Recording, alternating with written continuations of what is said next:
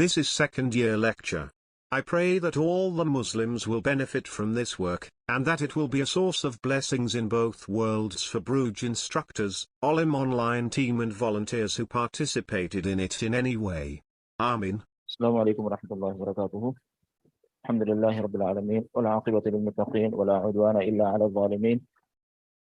Wa salli wa sallim ala nabiyyina Muhammadin sallallahu alayhi wa sallam wa ala alihi wa man ihtada bi hadihi ila yawmiddin, amma ba'd. أعوذ بالله السميع العليم من الشيطان الرجيم من همزه ونفخه ونفثه. بسم الله الرحمن الرحيم.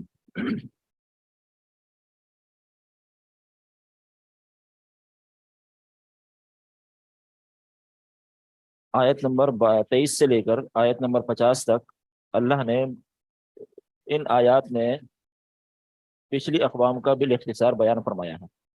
نوح علیہ السلام سے شروع ہوئے، سرسری سے ذکر قوم عاد کا آیا، قوم سمود کا بھی آ گیا، قوم لوط کا بھی آ گیا، اور انتہا یہ بات مکمل ہوئی موسیٰ علیہ السلام اور قوم فرعون کا.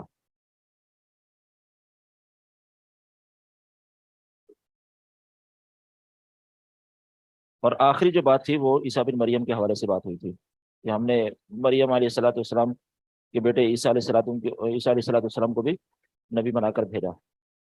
اب آگے اللہ ذوالجلال والاکرام انبیاء سے مخاطب ہے، اور یوں کہہ لیجئے قبولیت نیکی کا ایک اصول اور ضابطہ اللہ یہاں بیان فرما رہا ہے. وہ کیا ہے؟ یا ایھا الرسل کلوا من الطیبات واعملوا صالحا، اے انبیاء کی جماعت پاکیزہ کھاؤ اور نیکیاں کرو. دنیا کمانا، پاکیزہ کھانا، پاکیزہ سے مراد حلال کھانا ہے. حلال کھانا اور عمل صالح کرنا، ان کا آپس میں جوڑ کیا ہے؟ جوڑ یہی ہے کہ عمل کی قبولیت میں رکاوٹ بنتا ہے حرام کھانا. آپ علیہ السلام کا فرمان ہے نا کہ ایک شخص جو ہے وہ پراکندہ حال دور کا لمبا سفر کر کے تھکا ہارا بیت اللہ پہنچتا ہے، اور جو ہے وہ وہاں ہاتھ اٹھا کر یا ربی کہہ کے دعا مانگتا ہے، لیکن فرشتے جواب میں دیتے ہیں کہ انا یستجاب لذلک، اس کی دعائیں کیوں قبول ہوں گی؟ مطعمہ حرام ومشربہ حرام وغذی بالحرام فانا یستجاب لذلک، وہ کما قال علیہ السلام کہ اس کا کھانا حرام کا تھا، پینا حرام کا تھا، اس کی جو تربیت ہوئی ہے، پرورش ہوئی ہے، حرام غذا سے ہوئی ہے، تو اس کی دعائیں کیسے دی؟ تو اس کی دعائیں کیوں قبول ہوں؟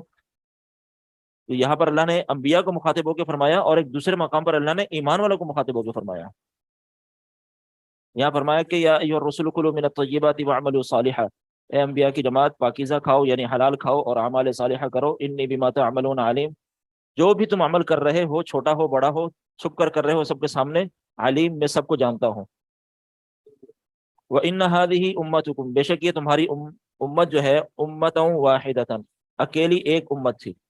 یعنی ہم نے انبیاء کو ایک ہی دعوت دے کر بھیجا تھا، اور اس ایک دعوت کے تحت لوگوں کو اکٹھے ہو جانا چاہیے تھا، ایک امت بن جانا چاہیے تھا، لیکن فرمایا کہ یہ ایک اکیلی امت تھی. وَأَنَا رَبُّكُمْ، اور میں ہی تمہارا رب ہوں.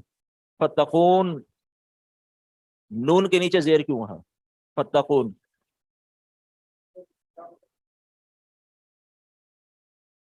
کیسے؟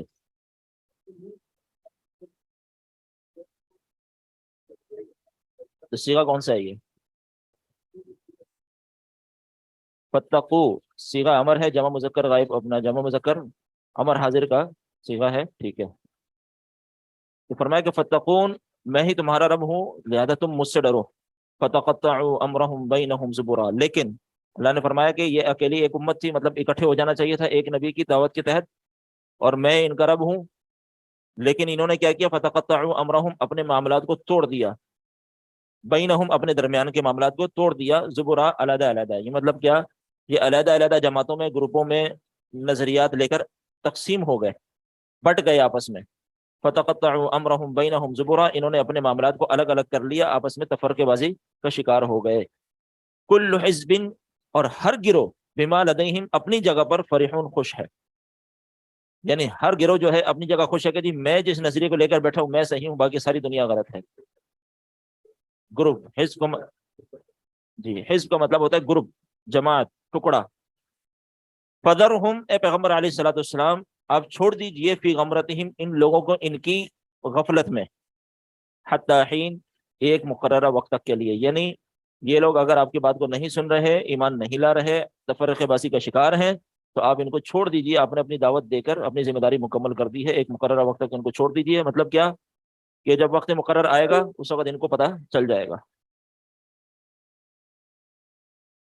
اچھا جی، ایحسبون انما نمدهم به من مال وبنین، کیا یہ لوگ سمجھتے ہیں کہ انما نمدهم، ہم ان کی مدد کر رہے ہیں، من مال، مال دے کر، وبنین، اولاد دے کر، مطلب دنیا کے اندر ان کے پاس مال و متاع ہے، یہ خاندان کے اعتبار سے، افراد کے اعتبار سے طاقتور ہیں، یعنی افرادی قوت بھی ہے، مالی قوت بھی ہے، ٹھیک ہے۔ تو یہ اس مالی قوت اور افرادی قوت کی بنیاد پر تکبر کا شکار ہیں، سمجھ رہے ہیں کہ ان سے بڑا کوئی طاقتور نہیں ہے، ٹھیک ہے۔ یہ ہر دور کے ہر مشرک اور کافر کے لیے اور نافرمان کے لیے یہ بات ہے کہ یہ لوگ یہی سمجھتے ہیں کہ جی ہمارے پاس سب کچھ ہے، تو اس کا مطلب ہے کہ رب ہم سے راضی ہے۔ حالانکہ دنیا کے معاملے میں اللہ ذوالجلال والاکرام نے دنیا جو ہے وہ سب کو دیتا ہے، جس سے محبت کرتا ہے یا نہیں کرتا ہے، ٹھیک ہے، سب کو دیتا ہے۔ اور اگر دنیا کی حیثیت اللہ کی نظر میں ذرہ برابر بھی ہوتی تو آپ علیہ الصلوۃ والسلام کے فرمان کے مطابق کسی کافر کو ایک گھونٹ پانی بھی نصیب نہ ہو، ٹھیک ہے نا۔ تو یہ دنیا کا ملنا یہ کوئی ثبوت نہیں ہے اس بات کا کہ اللہ کو مجھ سے محبت ہے، بلکہ یہ امتحان بھی ہو سکتا ہے، امتحان ہی ہے، بلکہ نسارع لهم فی الخیرات بل لا یشعرون۔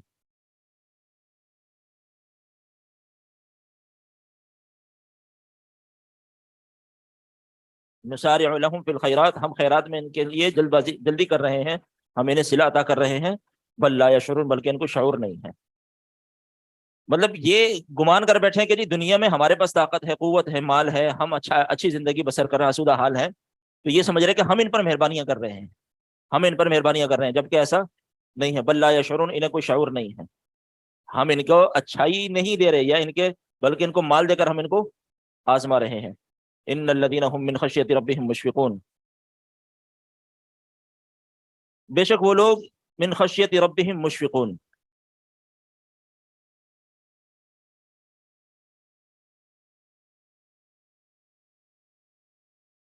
کچھ لوگ ہیں جو اپنے رب سے خوف کھاتے ہیں اور خوف کی وجہ سے ڈرتے ہیں۔ ان الذین هم من خشیۃ ربهم مشفقون، بے شک وہ لوگ من خشیۃ ربهم، اپنے رب کے خوف سے، اپنے رب کے جو ہے خوف سے وہ ڈرتے ہیں۔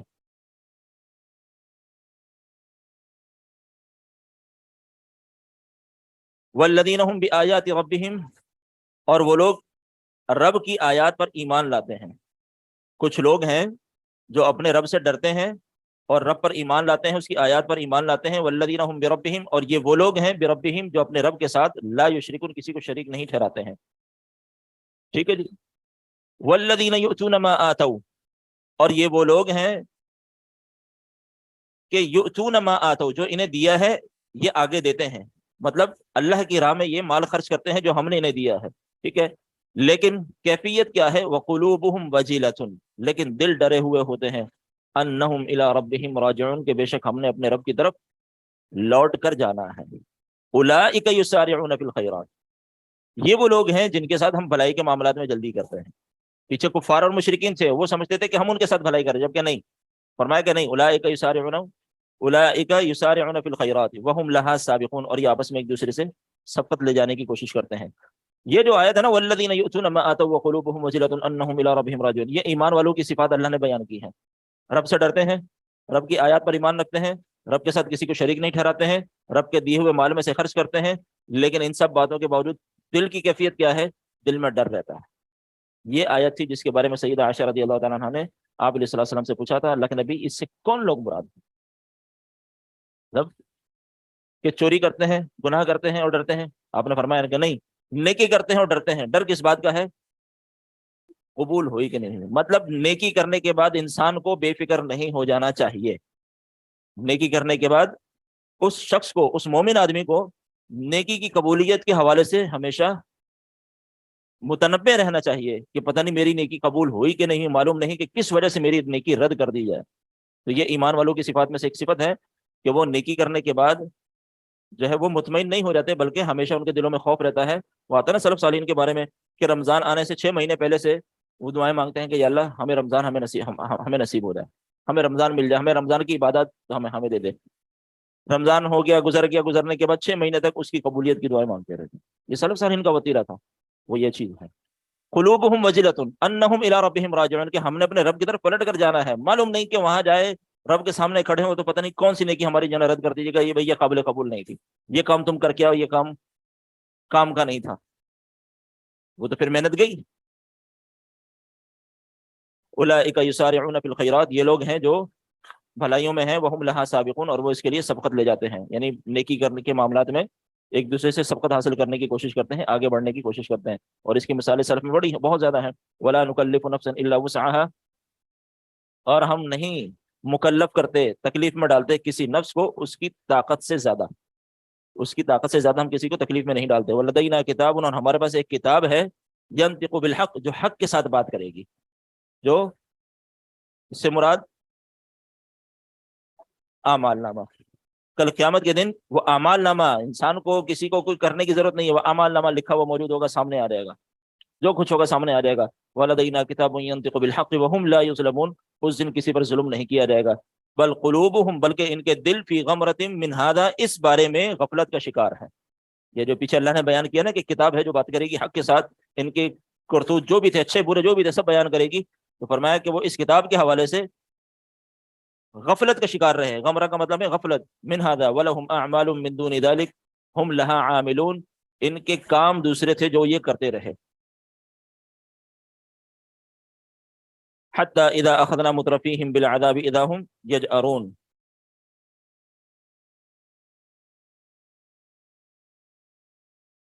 ٹھیک ہے نا، یعنی مطلب کہ جو کام ان کو کرنے چاہیے تھے وہ نہیں کیے، وہ چھوڑ کر دوسرے کام کرتے رہے۔ وَلَهُمْ أَعْمَالٌ مِّن دُونِ ذَلِكَ هُمْ لَهَا عَامِلُونَ، یہ کام اپنے کرتے رہے اس سے ہٹ کر، جی، جس کا حکم تھا، یعنی جن کاموں کو کرنا چاہیے تھا وہ نہیں کیا، اس کو چھوڑ کر اپنی مرضی کی زندگی گزارتے رہے، بسر کرتے رہے۔ تو فرمایا حتی اذا اخذنا مترفیہم بالعذاب، اللہ اکبر، مترفیہم، کہ یہاں تک کہ ہم نے انہیں پکڑ لیا، مترفیہم، خوشحالی میں، خوشحال زندگی بسر کر رہے تھے، بڑے آسودہ حال تھے، مطمئن تھے، کچھ نہیں ہونے والا جی، دنیا ٹھیک چل رہی ہے، لیکن فرمایا کہ حتی اذا اخذنا مترفیہم، ہم نے ان کو پکڑ لیا کس حال میں؟ آسودہ حالی کی کیفیت میں، بالعذابی، عذاب کے ساتھ، مطلب کیا؟ آسودہ حال تھے، خوش و خرم تھے، زندگی بڑی مطمئن گزر رہی تھی، اسی حال کے اندر جب، اور اس کیفیت میں انسان زیادہ غافل ہوتا ہے، اس کیفیت میں انسان زیادہ غافل ہوتا ہے، بلکہ کئی جگہوں پر تو آتا ہے کہ ہم صبح کے ٹائم پر ان پر عذاب نازل کرتے ہیں، اور صبح کا ٹائم انسانیت کا انتہا درجہ غفلت کا ٹائم ہے، پوری دنیا سو رہی ہوتی ہے اس وقت۔ عام طور پر دیکھ لیجئے سونامی آیا، یہ اس طرح کے جتنے، اور اللہ پاک ہم سب کو اپنی حفاظت میں رکھے، چاہے یہ سب کے سب ان اوقات میں آئے ہیں جن میں لوگ غفلت کا شکار ہوتے ہیں کہ جی کچھ نہیں ہونا، کچھ نہیں ہونا، مطمئن ہے۔ تو یہاں پر بھی فرمایا کہ حتی اذا اخذنا مترفیہم بالعذاب اذا ہم یجأرون، کہ ہم نے انہیں عذاب میں مبتلا کر دیا جب یہ خوشحال تھے، اذا ہم یجأرون، اچانک کیا ہوا؟ اب یہ لوگ واویلا مچانے لگے، پناہ مانگنے لگے، دہائیاں دینے لگے، ٹھیک ہے نا، لا تجأروا اليوم، آج جو ہے مدد مت مانگو، فریاد مت کرو، انکم منا لا تنصرون، تمہیں ہماری طرف سے کوئی مدد نہیں ملنے والی۔ مطلب کیا ہے کہ جب دنیا میں ہم نے اپنے انبیاء کو بھیجا، تعلیمات کو بھیجا، تم نے ان سے منہ موڑا، غفلت برتی، ٹھیک ہے، غفلت کا شکار رہے، آج تم فریاد کس بنیاد پر کر رہے ہو؟ آج تمہاری فریاد کی کو نہ کوئی سننے والا ہے، نہ اس کا کوئی فائدہ ہے، لہذا ہماری طرف سے کوئی مدد نہیں ہوگی۔ قد کانت آیاتی تتلی علیکم، تحقیق ہماری آیات پڑھی گئی تھی تم پر، فکنتم علی اعقابکم تنکسون، اور تم اپنی ایڑیوں کے بل پھر جاتے تھے، مڑ جاتے تھے، بھاگ جاتے تھے، اعراض کر جاتے تھے، پیٹ دکھاتے تھے، مستکبرین بہ، مستکبرین بہ سامرا تہجرون،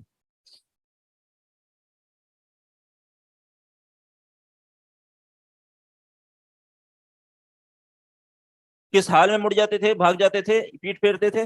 مستکبرین بہ، تکبر کرتے ہوئے، یعنی تکبر کی بنیاد پر ہماری آیات کو ٹھکراتے تھے، انکار کرتے تھے، انبیاء کی تعلیمات کا انکار کرتے تھے، سامرن، ٹھیک ہے نا، افسانہ گوئی کرتے ہوئے، باتیں بناتے ہوئے، ٹھیک ہے، تہجرون، اور بیہودہ گفتگو کرتے ہوئے، مطلب فضولیات بکتے ہوئے، گالیاں دیتے ہوئے، یا اور کچھ برا بلا کہتے ہوئے ہمارے انبیاء کو یا ہمارے نیک لوگوں کو جو تم تک ہمارا پیغام پہنچاتے تھے، تم ان کے ساتھ بد زبانی کرتے تھے، ٹھیک ہے نا، زبان درازی کرتے ہوئے، بکواس کرتے ہوئے، تم تکبر بھی کرتے تھے اور ہمارے دین سے منہ موڑ لیا کرتے تھے۔ لہذا جب دنیا کے اندر یہ سب کچھ تم نے کیا تو آج تمہارا کوئی ہماری طرف سے مددگار نہیں ہے۔ افلم یدبروا القول ام جاءهم ما لم یأت آباءهم الاولین، کیا انہوں نے غور نہیں کیا؟ ام جاءہم ما لم یأتی آباءہم الاولین،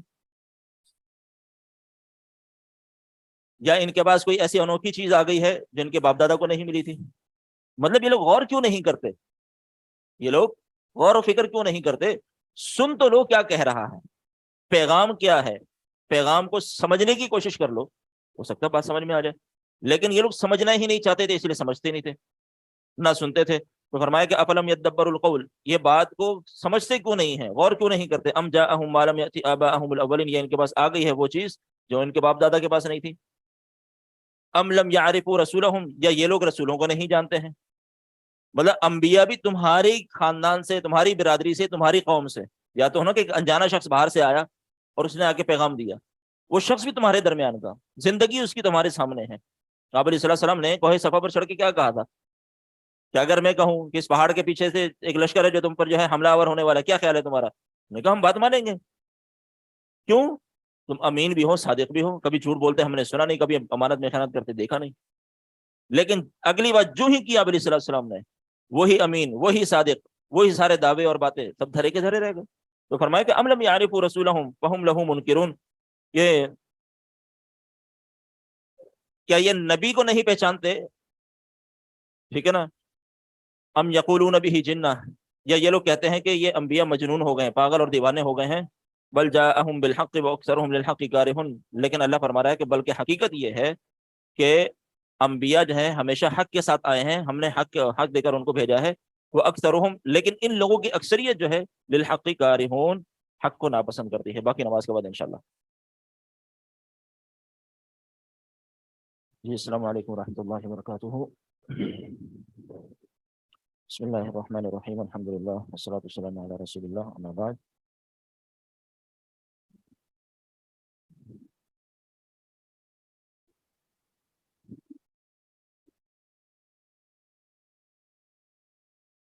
بسم اللہ الرحمن الرحیم، فرمایا کہ افلم یدبروا القول ام جاءہم ما لم یأتی آباءہم الاولین، یہ لوگ تکبر کرتے ہوئے اعراض کر جاتے ہیں، منہ موڑ جاتے ہیں، یہ لوگ اس بات پر، اس وحی پر جو ہے غور و فکر کیوں نہیں کرتے؟ یا ان لوگوں کے لیے نئی چیز ہے کہ ان کے باپ دادا سے نہیں ملی؟ ٹھیک ہے، ام لم جی جی کون سی؟ جی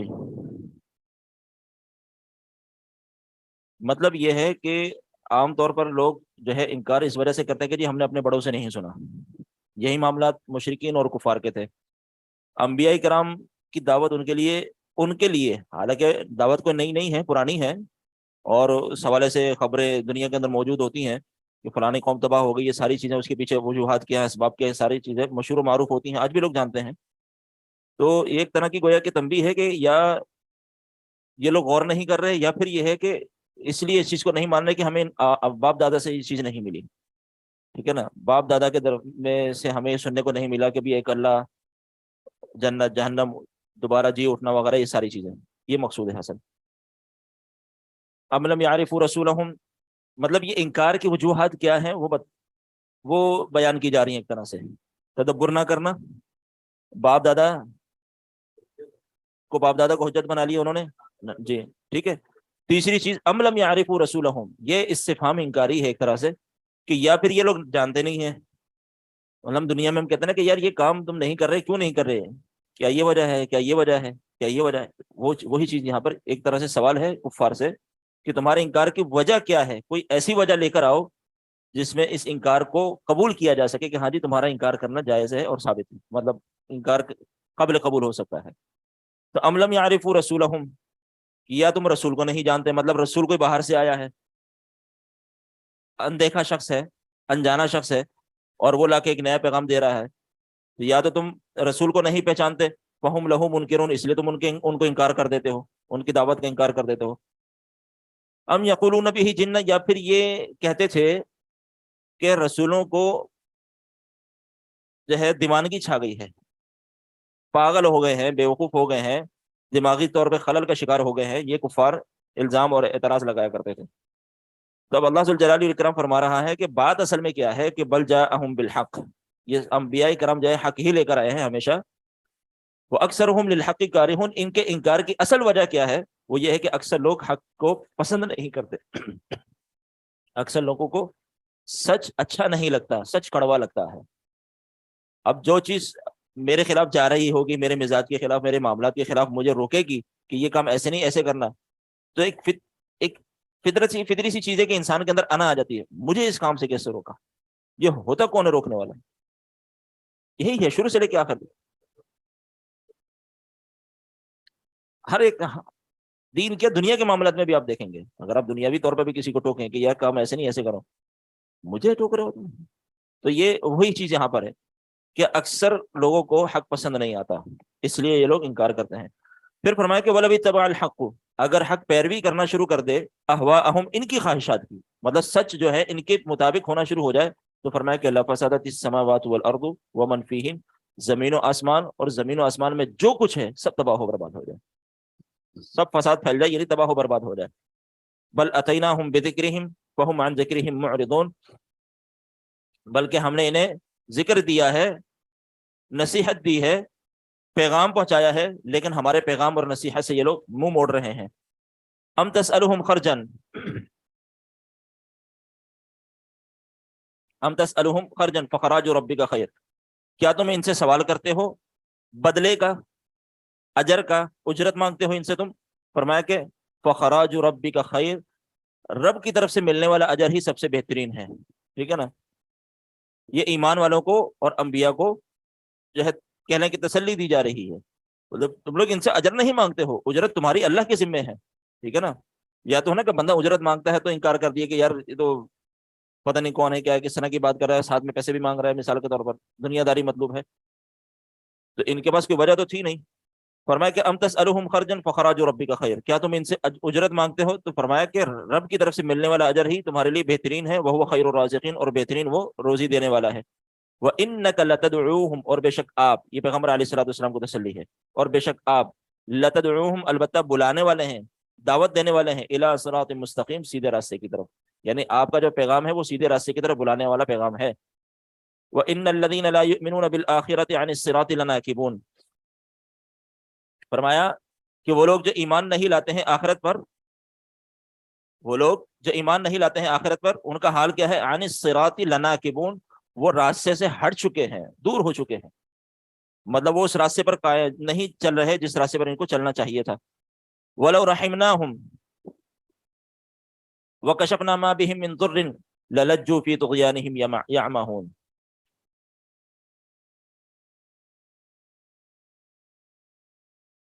فرمایا کہ اگر ہم ان پر رحم کریں، ہم ان کے ساتھ رحم والا معاملہ کریں، وَكَشَفْنَا مَا بِهِمْ مِنْ ضُرٍّ، اور جن تکلیفوں کا یہ شکار ہیں ان تکلیفوں کو ہم ان سے دور کر دیں، تو ہوگا کیا؟ لَلَجُّوا فِي طُغْيَانِهِمْ، یہ اپنی سرکشی میں اڑ جائیں گے. مطلب کیا کہ اللہ نے ان سے اگر تکلیفوں کو دور بھی کیا، یہ تب بھی اللہ کی طرف پلٹنے والے نہیں ہیں. یعمہون، اپنی سرکشی میں بھٹکتے رہیں گے، یعمہون مانے بھٹکنا ہے، مطلب اسی دائرے کے اندر گھومتے رہیں گے، اسی جو ہے سرکشی کے اندر اپنی زندگی بسر کریں گے. وَلَقَدْ أَخَذْنَاهُمْ، اور البتہ تحقیق، جی نہیں، اندھے کا معنی نہیں ہے یہاں، معنی ہوتا ہے کیا کہنا چاہیے، بھٹکنا. وہ عما یعما ہے، یہ یعمہون، عما ہا ہے، یہ عین میم ہا ہے یہ، ٹھیک ہے نا؟ وہ ہے عین میم یا عما، تو عما کا مطلب ہے اندھا یا نابینا، یعمہون کا معنی ہے بھٹکنا، راستے کی سمجھ میں نہ آنا، میں کہاں ہوں، کیا کر رہا ہوں، کیا نہیں، کیا کرنا چاہیے تھا.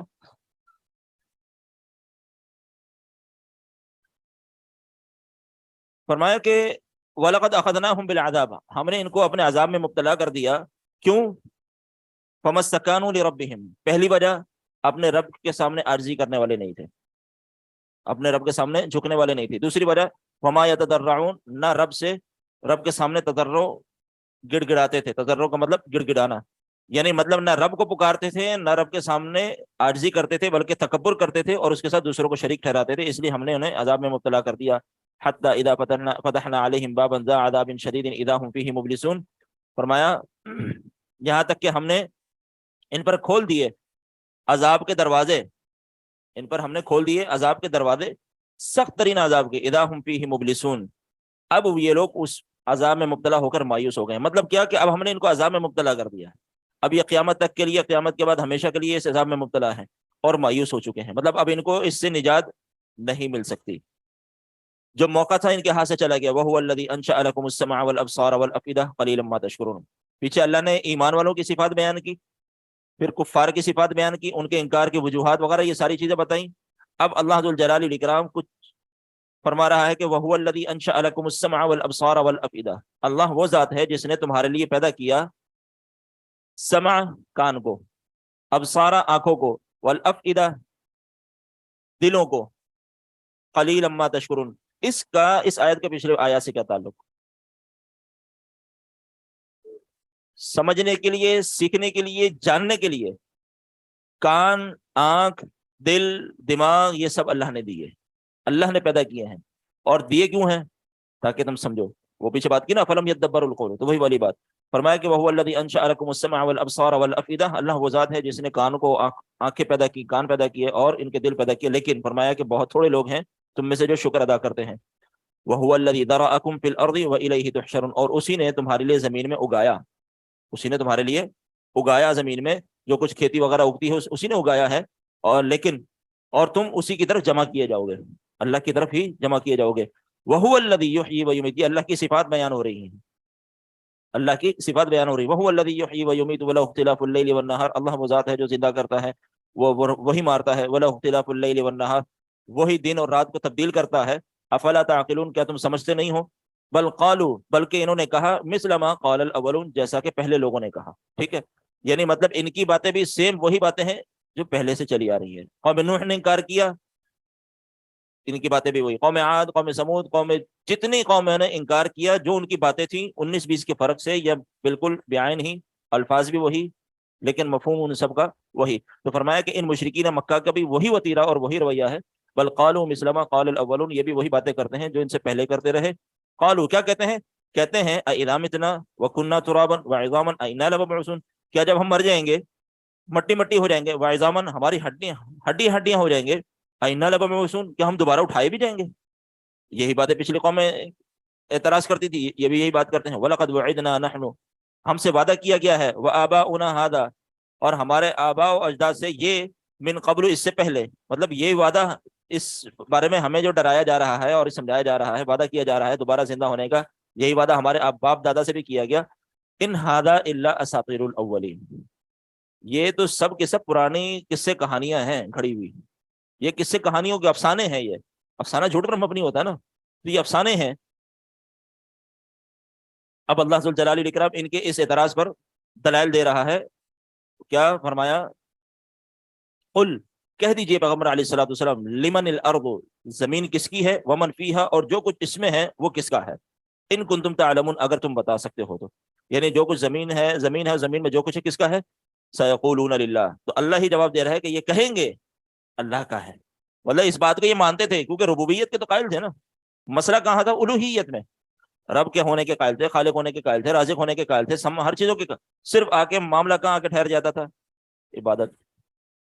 عبادت اس کی نہیں کرنی جی، ٹھیک ہے، جو کہا کہ سیقولون للہ، یہ کہیں گے اللہ کا ہے سب۔ قل افلا تذکرون، تو پھر تم سمجھتے کیوں نہیں ہو، نصیحت کیوں نہیں حاصل کرتے؟ قل، کہہ دیجئے پیغمبر علیہ الصلوۃ والسلام، من رب السماوات السبع ورب العرش العظیم، ساتوں آسمان اور عرش عظیم کا مالک کون ہے؟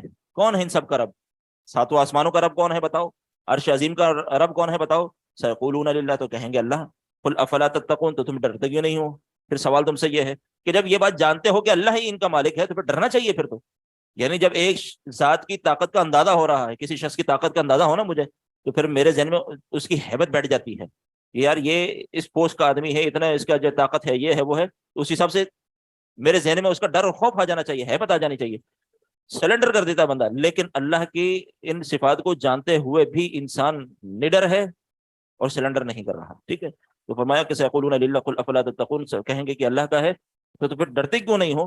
قل، کہہ دیجئے پیغمبر علیہ الصلوۃ والسلام، من بیدہ، کس کے ہاتھوں میں ہے، ملکوت کل شیء، ہر چیز کی ملکیت، ملکوت مطلب ملکیت، کون مالک ہے ہر چیز کا؟ وہو یجیر ولا یجار علیہ، وہ پناہ دے سکتا ہے، اس کو کوئی یا اس کے مقابلے میں کوئی پناہ دینے والا نہیں ہے۔ ان کنتم تعلمون، اگر تم جانتے ہو اس بات کو تو بتاؤ۔ سیقولون للہ، تو کہیں گے اللہ ذو الجلال والاکرام ہی ہے, وہی پناہ دے سکتا ہے, ہر چیز کا مالک بھی وہی ہے, ہر چیز کی بادشاہت بھی اسی کے پاس ہے, ٹھیک ہے. فَأَنَّا تُسْحَرُونَ, پھر کہاں بھٹکے پھر رہے ہو, فَأَنَّا تُسْحَرُونَ, کہاں بھٹکے پھر رہے ہو, بل اتیناہم بالحق وانہم لکاذبون, بلکہ بات یہ ہے کہ ہم نے انہیں حق دیا لیکن یہ حق وانہم لکاذبون, لیکن یہ لوگ جھوٹ بولتے ہیں. مَتَّخَذَ اللَّهُ مِن وَلَدٍ, کیا جھوٹ بولتے ہیں, یعنی حق اللہ کی طرف سے آ چکا ہے, یہ لوگ کیا جھوٹ بول رہے ہیں. مَتَّخَذَ اللَّهُ مِن وَلَدٍ وَمَا كَانَ مَعَهُ مِنْ إِلَٰهٍ, اللہ نے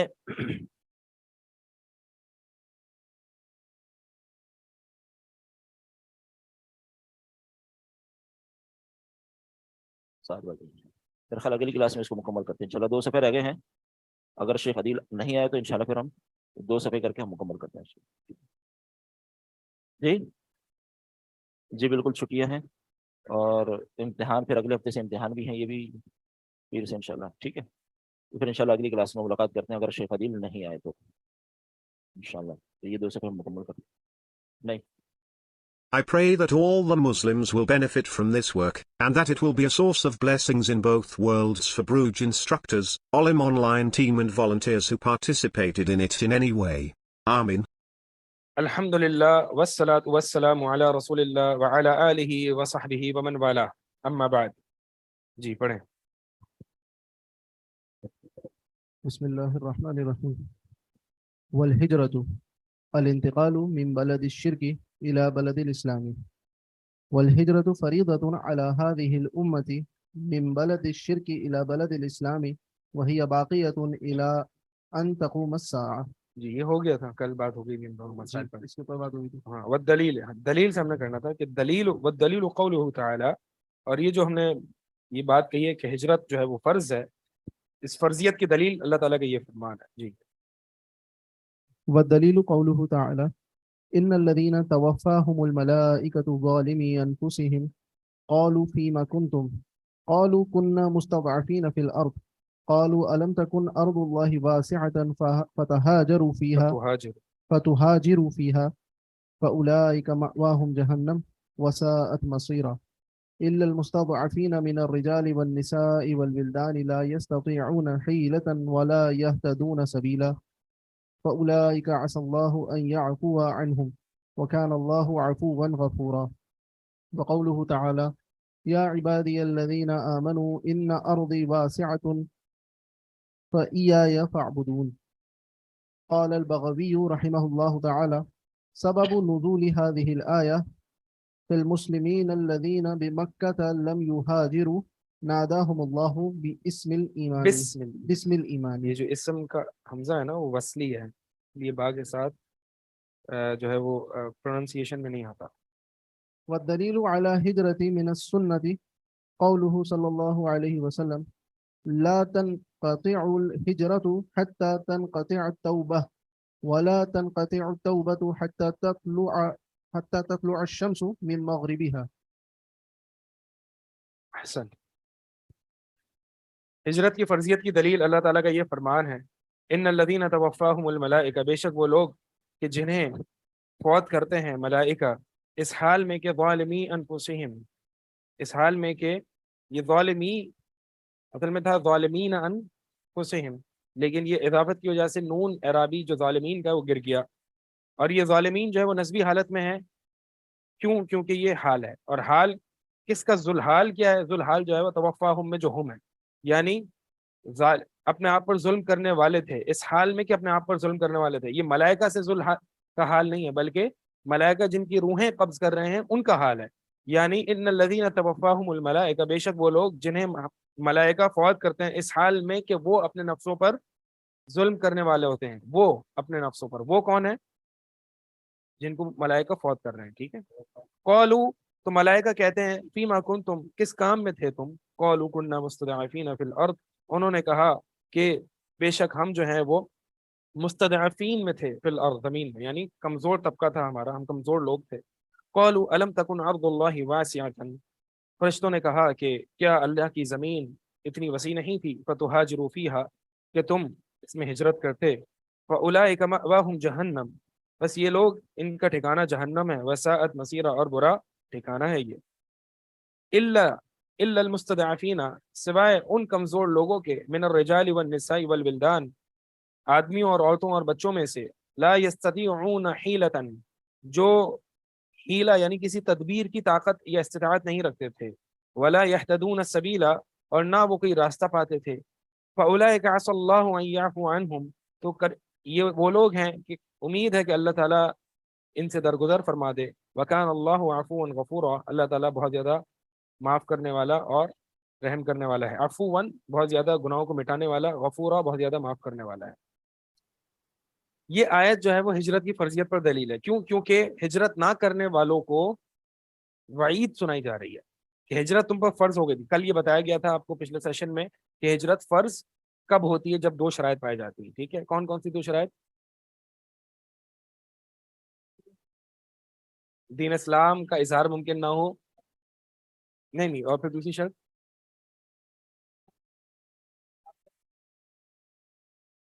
وہاں سے نکلنے کی، ہجرت کرنے کی قدرت ہو، استطاعت ہو، جیسے کہ اس آیت میں یہ شرط مذکور ہے، ٹھیک ہے؟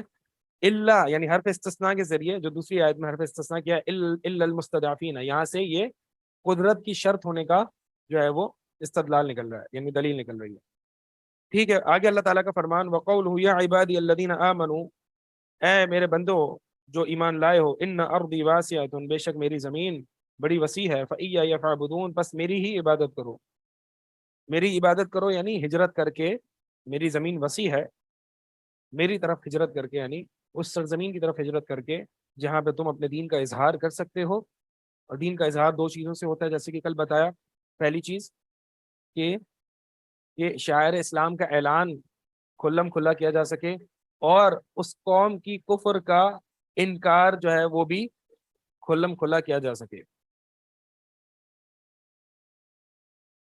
والدلیل علی الحجرۃ من السنہ، اور سنت میں سے جو دلیل ہے ہجرت پر، امام بغوی کو قال جی قال البغوی رحمہ اللہ، امام بغوی رحمہ اللہ فرماتے ہیں سبب نزول هذه الآیہ، اس آیت کے نزول کا سبب کیا ہے، وہ یہ ہے کہ فی المسلمین الذین بمکہ لم یہاجروا، ان مسلمانوں کے بارے میں یہ آیت نازل ہوئی ہے جو کہ مکہ میں تھے، جو کہ لم یہاجروا، جنہوں نے ہجرت نہیں کی تھی، ناداہم اللہ بسم الایمان، اللہ تعالیٰ نے انہیں ایمان کے لقب سے پکارا۔ اس کا مطلب یہ ہے کہ یہ مسلمان تھے، یہ مسلمان تھے، ٹھیک ہے؟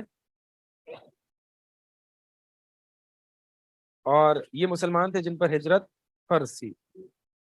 اسم الایمان سے کہاں پکارا جی؟ دوسری آیت میں دیکھیں، یا عبادی الذین آمنوا، صحیح، یہ دلیل ہے۔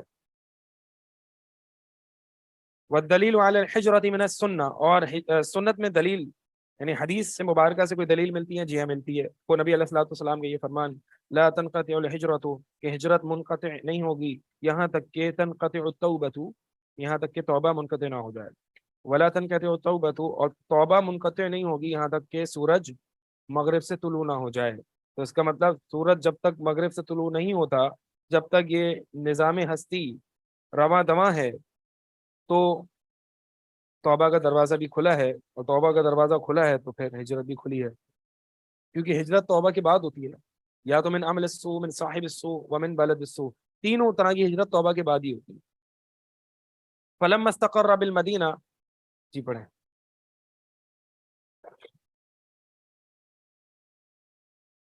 فلما استقر بالمدينة أمر ببقية شرائع الإسلام مثل الزكاة والصوم والحج والأذان والجهاد والأمر بالمعروف والنهي عن المنكر، أخذ على هذا 10 سنين، وتوفي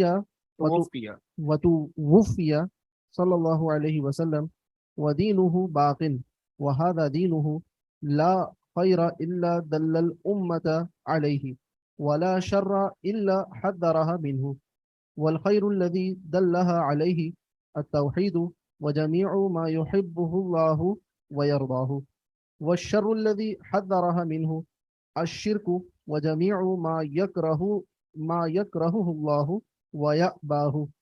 بارک اللہ۔ فلما استقر بالمدینہ، جب نبی علیہ الصلوۃ والسلام مدینے میں مستقر ہو گئے، مستقر کا مطلب قدم جما لیے، ہاں، استقرار پا لیا، قرار پا لیا، امرا، تو آپ صلی اللہ علیہ وسلم کو حکم دیا گیا ببقیت شرائع الاسلام، دیگر اسلامی شعائر کے، کا حکم دیا گیا.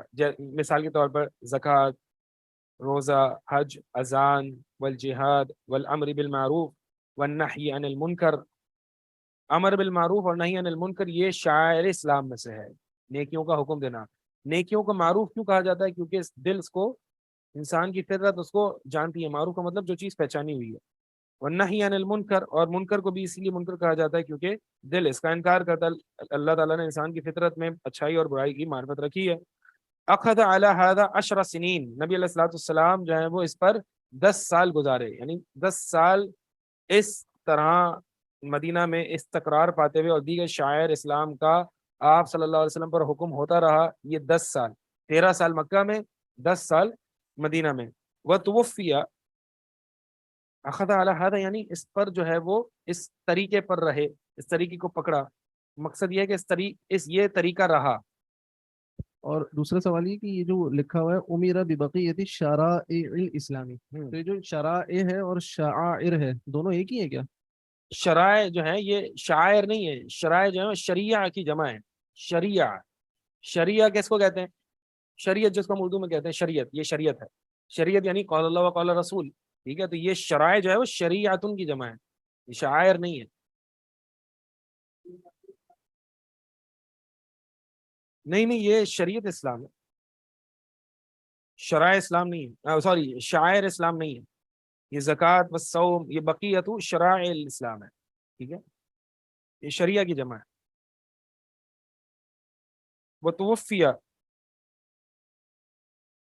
صلی اللہ علیہ وسلم، اور آپ صلی اللہ علیہ وسلم کو فوت کیا گیا، یعنی آپ صلی اللہ علیہ وسلم وفات پا گئے. ودینہ باق، اور آپ کا دین جو ہے وہ باقی ہے. وہذا دینہ، اور یہ آپ کا دین ہے.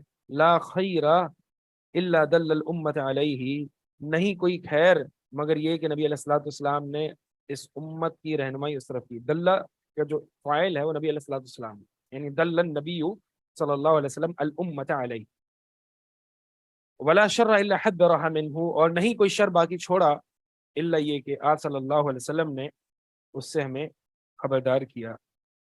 جیسے کہ ابو ذر غفاری رضی اللہ تعالی عنہ کی حدیث ہے کہ اللہ کے نبی علیہ الصلوۃ والسلام جو ہیں وہ فوت ہوئے، اور آپ صلی اللہ علیہ وسلم نے ہمیں ہر چیز کا علم دیا، حتیٰ کہ وما طائر، کہ کوئی پرندہ جو کہ اپنے پر نہیں ہلاتا آسمان میں، اس کے بارے میں بھی اللہ کے نبی علیہ الصلوۃ والسلام نے ہمیں کچھ علم دیا ہے. یعنی ہر چیز کا علم اللہ کے نبی علیہ الصلوۃ والسلام دے کے ہمیں گئے ہیں.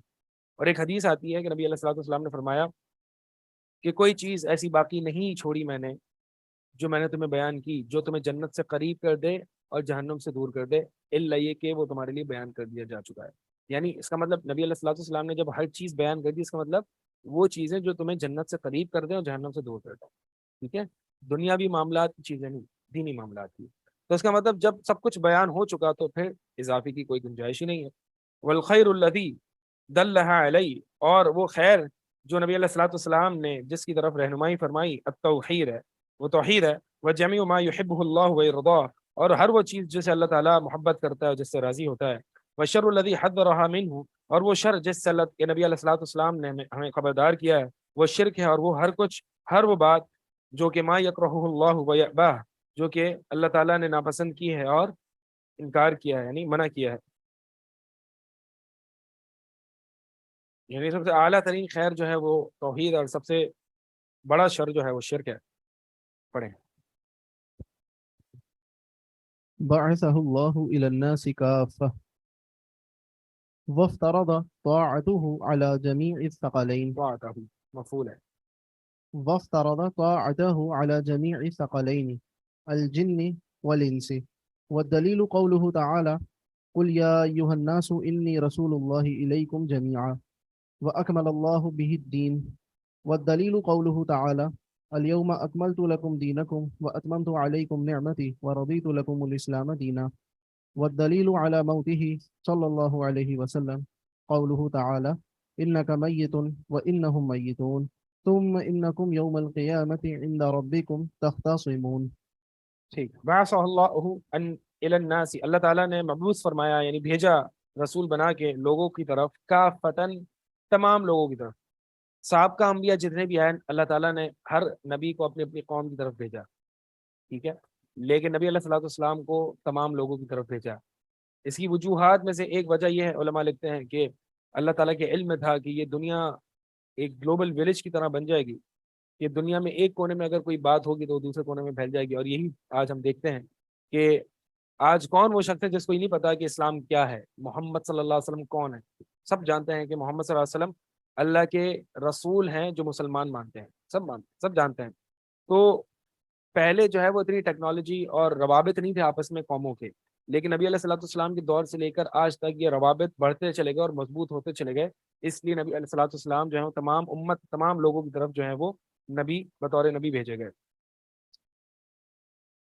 وَافْتَرَضَ طَاعَتَهُ عَلَى جَمِيعِ الثَّقَلَيْنِ، اللہ تعالیٰ نے فرض کی ہے نبی علیہ الصلوۃ والسلام کی اطاعت علی جمیع الثقلین، تمام ثقلین پر۔ ثقلین بمراد الجن والانس، جن اور انس۔ والدلیل قولہ تعالی، اور اس کی دلیل جو ہے وہ اللہ تعالیٰ کا یہ فرمان، قل یا ایھا الناس انی رسول اللہ الیکم جمیعا، اے نبی علیہ الصلوۃ والسلام آپ فرما دیجئے کہ بے شک یا ایھا الناس، اے لوگو، انی رسول اللہ الیکم جمیعا، بے شک میں اللہ کا رسول ہوں تم لوگوں کی طرف سب کے سب۔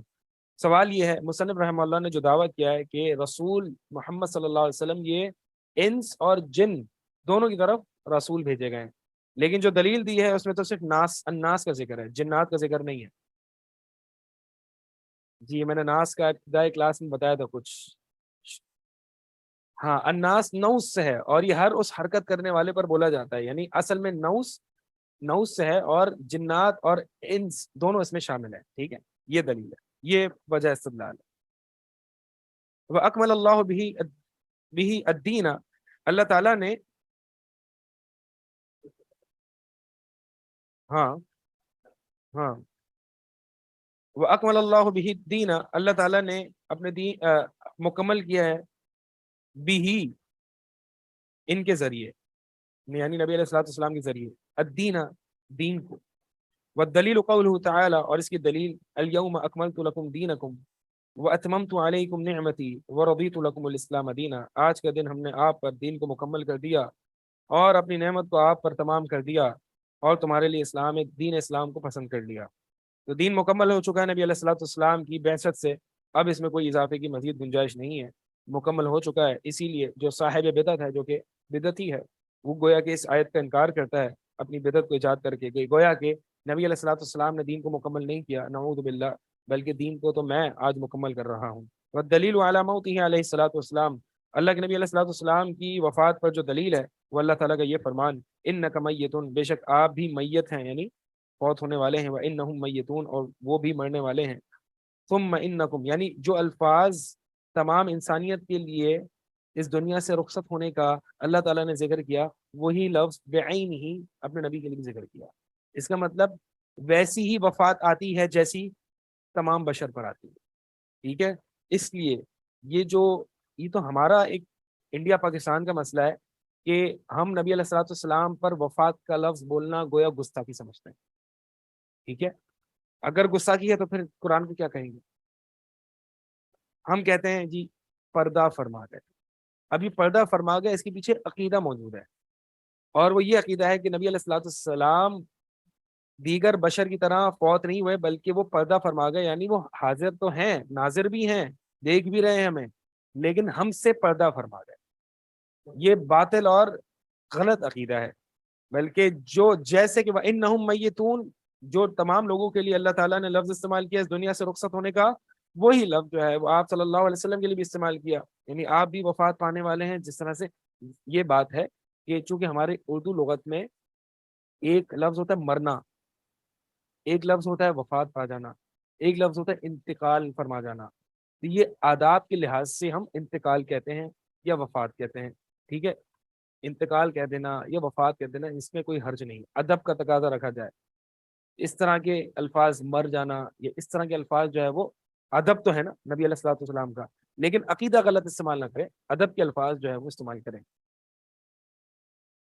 ثم انکم یوم القیامت عند ربکم تختصمون، پھر اس کے بعد بے شک تم قیامت کے دن اپنے رب کے ہاں تختصمون، جھگڑو گے، یعنی رسول اور مشرکین کے درمیان جو ہے وہ آپس میں مشرکین انکار کر دیں گے کہ رسول نے ہمیں کوئی پیغام نہیں پہنچایا، رسول جو ہے وہ اللہ تعالیٰ سے جو ہے وہ گواہی طلب کرے گا کہ آپ کے لیے کون گواہ بنے گا، تو ان کے لیے جو ہے وہ یہ امت مسلمہ گواہ بنے گی. یعنی تختصمون کا معنی یہ ہے کہ اس وقت اللہ کے دربار میں لوگ جھگڑے ہوں گے کہ ہم نے تو شرک نہیں کیا، مشرکین کہیں گے، اور بعض مشرکین کہیں گے کہ نہیں ہم نے تو کوئی ایسا برا عمل کیا ہی نہیں ہے، ہمیں تو کوئی ڈرانے والا آیا نہیں تھا، وغیرہ وغیرہ.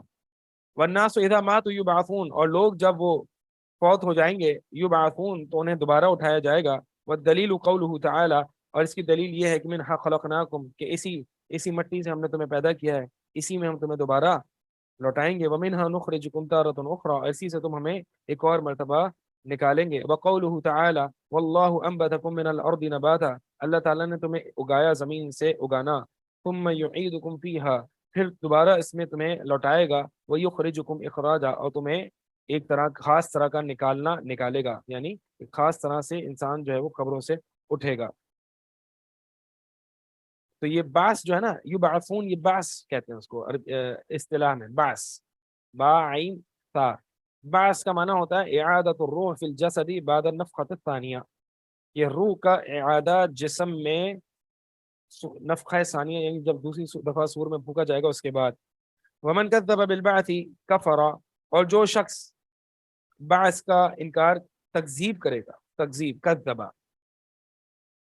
وبعد البعث رہ گئی، وبعد البعث، اور بعث کے بعد کیا ہوگا، محاسبون، حساب کتاب کیا جائے گا. ومجزیون، اور جزا دی جائے گی، حساب کتاب کے بعد جزا دی جائے گی. باعمالہم، ان کے اعمال کی، یعنی جزا دی جائے گی ان کے اعمال کی. والدلیل، اور اس کی دلیل اللہ تعالیٰ کا فرمان، لیجزی الذین اساءوا بما عملوا، تاکہ اللہ تعالیٰ جزا دے ان لوگوں کو جنہوں نے عمل کیے، یعنی برے عمل کیے، اور ان کو جزا دے جنہوں نے احسنوا بالحسنى، جنہوں نے اچھے عمل کیے انہیں حسنہ کے ساتھ، یعنی احسنوا حسنہ. حسنہ جو ہے وہ احسن، جو کہ اسم تفضیل ہے، اس کا مؤنث ہے، یعنی جنہوں نے احسن کام کیے انہیں حسنہ ملے گا. اور حسنہ جو ہے وہ جنت ہے، اللہ کے چہرے کا دیدار بھی ہے. ومن کذب بالبعث، اور جو شخص بعث کی تکذیب کرے گا. تکذیب کیا ہوتا ہے؟ تکذیب یہ ہوتا ہے جھٹلا دینا، نہیں ماننا، نہیں ماننا، دلیل کی بنیاد پر نہیں، ہٹ درمی کی بنیاد پر، تکبر کی بنیاد پر، کہ میں اس کی بات کیسے نہیں مانتا، جاؤ، یہ ہے تکذیب. ٹھیک ہے. اور تکذیب یہ بھی ہے کہ اس کی دلیل ہی نہیں سننا، سرے سے غور ہی نہیں کرنا.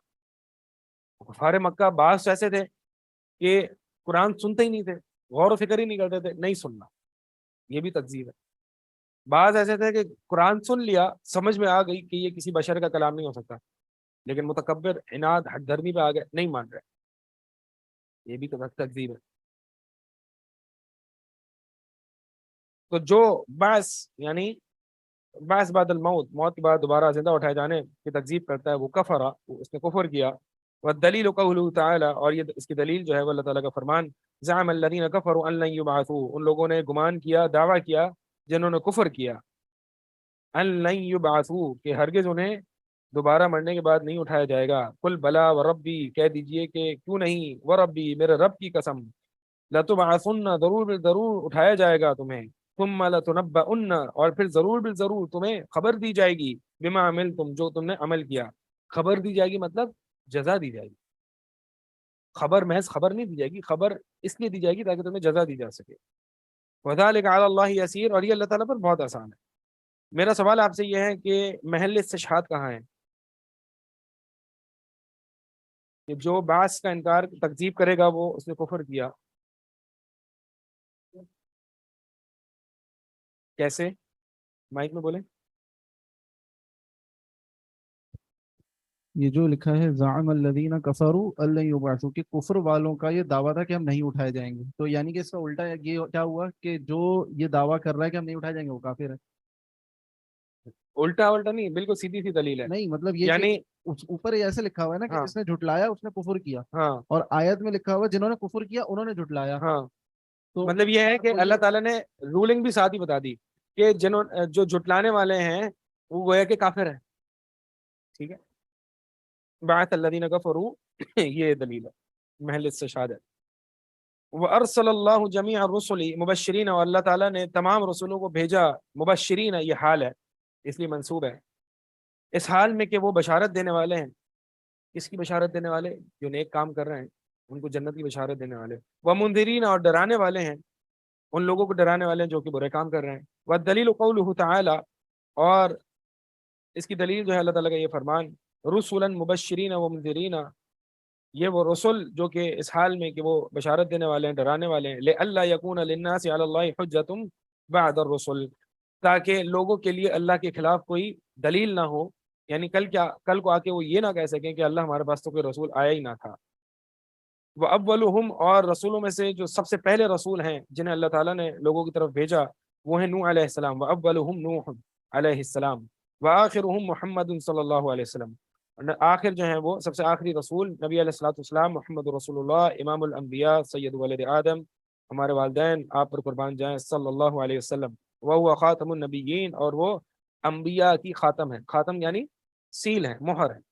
لا نبی بعدہ، لا نبی بعدہ، اور کوئی نبی نہیں ہے آپ کے بعد. والدلیل قولہ تعالی، دلیل اس کی یہ ہے کہ ما کان محمد ابا احد من رجالکم، نہیں ہے محمد صلی اللہ علیہ وسلم تم میں سے کسی آدمی کے والد، ولکن لیکن رسول اللہ، لیکن وہ اللہ کے رسول ہیں، وخاتم النبیین، اور نبیوں کے مہر ہیں، یعنی آخری نبی ہیں. یہ دلیل ہے. والدلیل علی ان اولہم نوح، اور اس بات کی دلیل کہ اچھا دعویٰ جو کیا دلیل اس ترتیب سے نہیں دی. مصنف رحمہ اللہ نے جس ترتیب سے دعویٰ کیا دلیل اس کی ترتیب کی الٹ دی. دعویٰ کیا دیا؟ سب سے پہلے رسول نوح علیہ السلام ہے اور آخری نبی علیہ الصلوۃ والسلام ہے.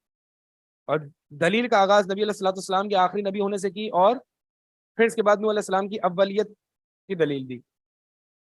ترتیب الٹ اس لیے کی کیونکہ افضل نبی علیہ الصلوۃ والسلام ہے، تو سب سے پہلے حق یہ بنتا ہے کہ نبی علیہ الصلوۃ والسلام کی خاتم النبی ہونے کی دلیل دی جائے.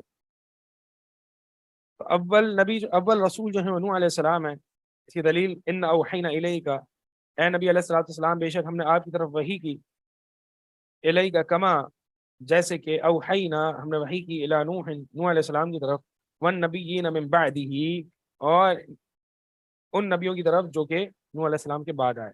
من بعدہ یہ محل استشہاد ہے. سوال یہ ہوتا ہے پھر آدم علیہ السلام وہ اول نبی، وہ اول رسول نہیں ہے کیا؟ وہ اول نبی ہیں. اس سے صریح دلیل جو ہے نا، اس سے یہاں پہ دیکھیں والنبیین من بعدہ، یہ نبی ہے، یہاں پہ نبیین کا ذکر ہے، رسول کا ذکر نہیں ہے. اس سے زیادہ صریح دلیل جو ہے وہ حدیث الشفاعہ ہے، شفاعت والی حدیث، جس میں میدان محشر ہوگا، قیامت کی سختیاں ہوں گی، لوگ جو ہیں وہ سب سے پہلے آدم علیہ السلام کے پاس آئیں گے، کہیں گے کہ انت ابو البشر، آپ جو ہیں وہ بشر کے والد ہیں، اور آپ کو اللہ تعالیٰ نے اپنے دونوں ہاتھوں سے پیدا کیا ہے، آپ ہمارے لیے اللہ تعالیٰ کے یہاں سفارش کیجیے کہ اللہ تعالیٰ ہمیں حساب کتاب کے لیے آئے اور ہمیں یہاں کی مصیبت جو ہے وہ ختم ہو جائے. تو آدم علیہ السلام نے کہا کہ تم نوح علیہ السلام کے پاس جاؤ، وہ سب سے پہلے رسول ہیں.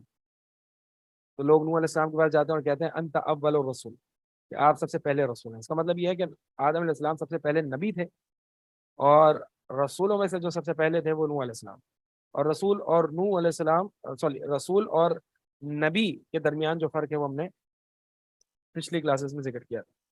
تو وہ جو حدیث ہے وہ زیادہ صریح دلیل ہے اس پر. وَكُلُّ أُمَّةٍ بَعَثَ اللَّهُ إِلَيْهَا رَسُولًا، اور ہر امت میں اللہ تعالیٰ نے رسول بھیجا ہے. من نوح الی محمد صلی اللہ علیہ وسلم، نوح علیہ السلام سے لے کر محمد صلی اللہ علیہ وسلم تک. یأمرہم بالعبادۃ اللہ وحدہ، جو انہیں اللہ کی عبادت، واحد اللہ کی، خالص اللہ کی عبادت کی طرف دعوت دیتے.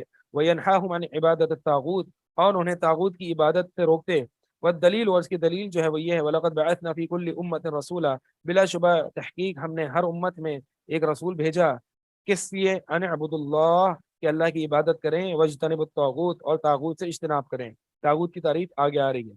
وافترض اللہ علی جمیع العباد، اللہ تعالیٰ نے فرض کیا تمام بندوں پر الکفر بالطاغوت، طاغوت کے ساتھ کفر.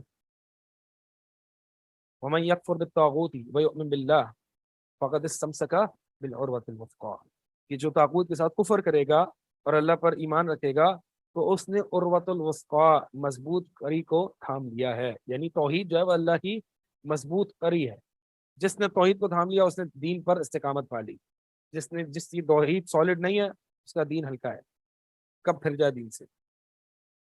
توحید جو ہے یثبت اللہ الذین بالقول الثابت، युसब्बितु अल्लाहु अल्लज़ीना आमनू बिलक़ौलि साबिति फ़िल हयातिद दुनिया व फ़िल आखिरह। अल्लाह ताला उन लोगों को साबित कदम रखता है बिलक़ौलि साबिति, ला इलाहा इल्लल्लाह की बरकत से, ला इलाहा इल्लल्लाह पर, तौहीद पर साबित कदम रखता है इस दुनिया की जिंदगी में और आखिरत में। तो जो इस्तिकामत दीन और तौहीद और दीन पर साबित कदमी अता होती है वो तौहीद से ज्यादा किसी से नहीं होती। तो कुफ्र बित तागूत जो है वो तागूत के साथ कुफ्र करना, ये क्या है? तर्क और उनसे दूर, फरार, और फिर कल हमने पढ़े थे अदावत, तर्क, बरात और अदावत, ये है तागूत के साथ कुफ्र करना। क़ाल इब्नुल क़य्यिम रहमहुल्लाह तआला, इब्नुल क़य्यिम रहमहुल्लाह फरमाते हैं कि माना तागूत ही, तागूत का माना जो है वो क्या है? मा तजावज़ा बिहिल अब्दु हद्दहू, कि जहाँ बंदा जो है वो हद को क्रॉस कर ले, तजावुज कर जाए, माबूद की हैसियत से या मतबू की हैसियत से या मुता की हैसियत से। माबूद यानी इबादत करने में, किसी इबादत करने में वो हद से तजावुज कर जाए, यानी किसी और की इबादत कर ले अल्लाह के सिवा, या मतबू या फिर किसी और की पैरवी कर ले, या पैरवी करने में किसी इंसान की हद से ज्यादा तजावुज कर जाए, ऐसी पैरवी कर बैठे कि जो सिर्फ अल्लाह और उसके रसूल का ही हक था, और इसी तरह अताअत में भी है। वह तवागीत तो कसीरा, और तवागीत यानी तागूत की जमा है, ये बहुत सारे हैं। वरूसुहुम खमसा, और तवागीत के जो अइम्मा हैं, जो कि इमाम हैं, जिनकी असल हैं, वो पांच हैं। इबलीस लअनहुल्लाह, अल्लाह की लानत हो उस पर। वमन उबिदा वहुवा रादिन, और तागूत का इमाम वो भी है कि जिसकी इबादत की जाए इस हाल में कि वो राजी भी हो। अब ईसा अलैहिस्सलाम भी है, उनकी इबादत की जाती है, लेकिन वो राजी हैं नहीं, तो ईसा अलैहिस्सलाम तागूत में नहीं आएंगे, क्योंकि नबी अलैहिस्सलाम है, आप सल्लल्लाहु अलैहि वसल्लम की इबादत की जाती है, लेकिन अल्लाह के नबी अलैहिस्सलाम राजी नहीं है। फिरौन है, फिरौन की इबादत की जाती थी, फिरौन राजी था, जी हाँ। सकते हैं शेख साहब, ये हाँ तागुत में आएंगे बुत? जी हाँ, बुद्ध भी आएंगे, इसलिए बता दिया ना, ये शर्त नहीं है वहुवा रादिन, ठीक है, ये शर्त नहीं है, इसीलिए तागूत पांच बताए, ठीक है।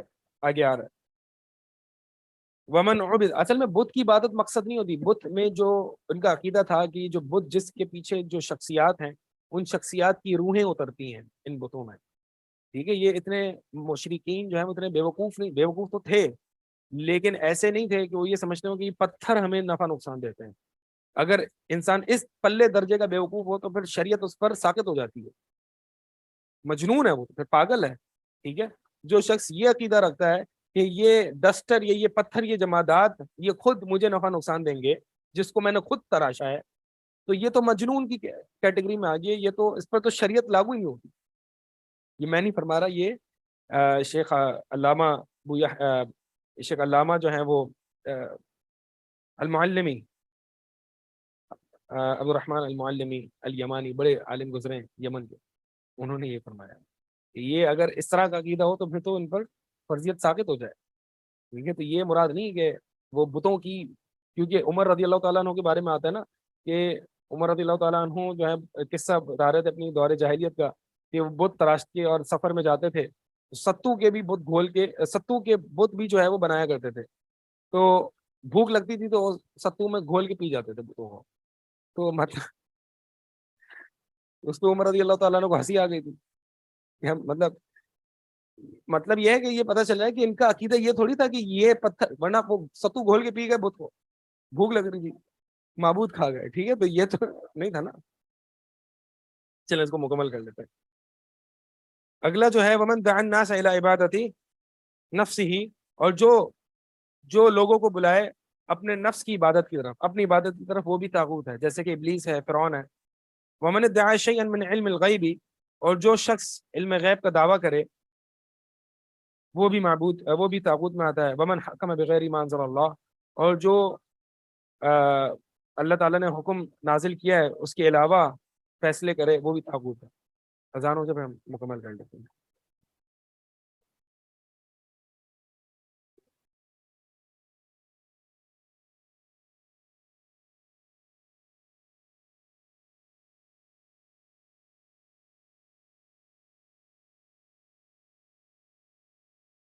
मसूद को बुला के हैं।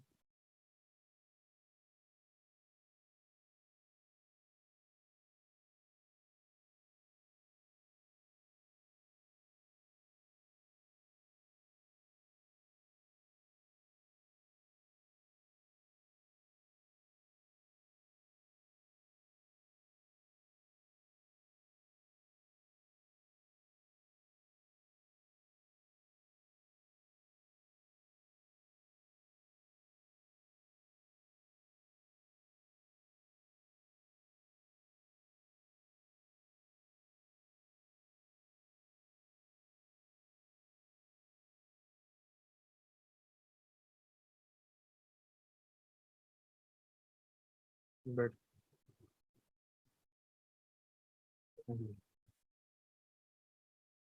کام تو نہیں ہے؟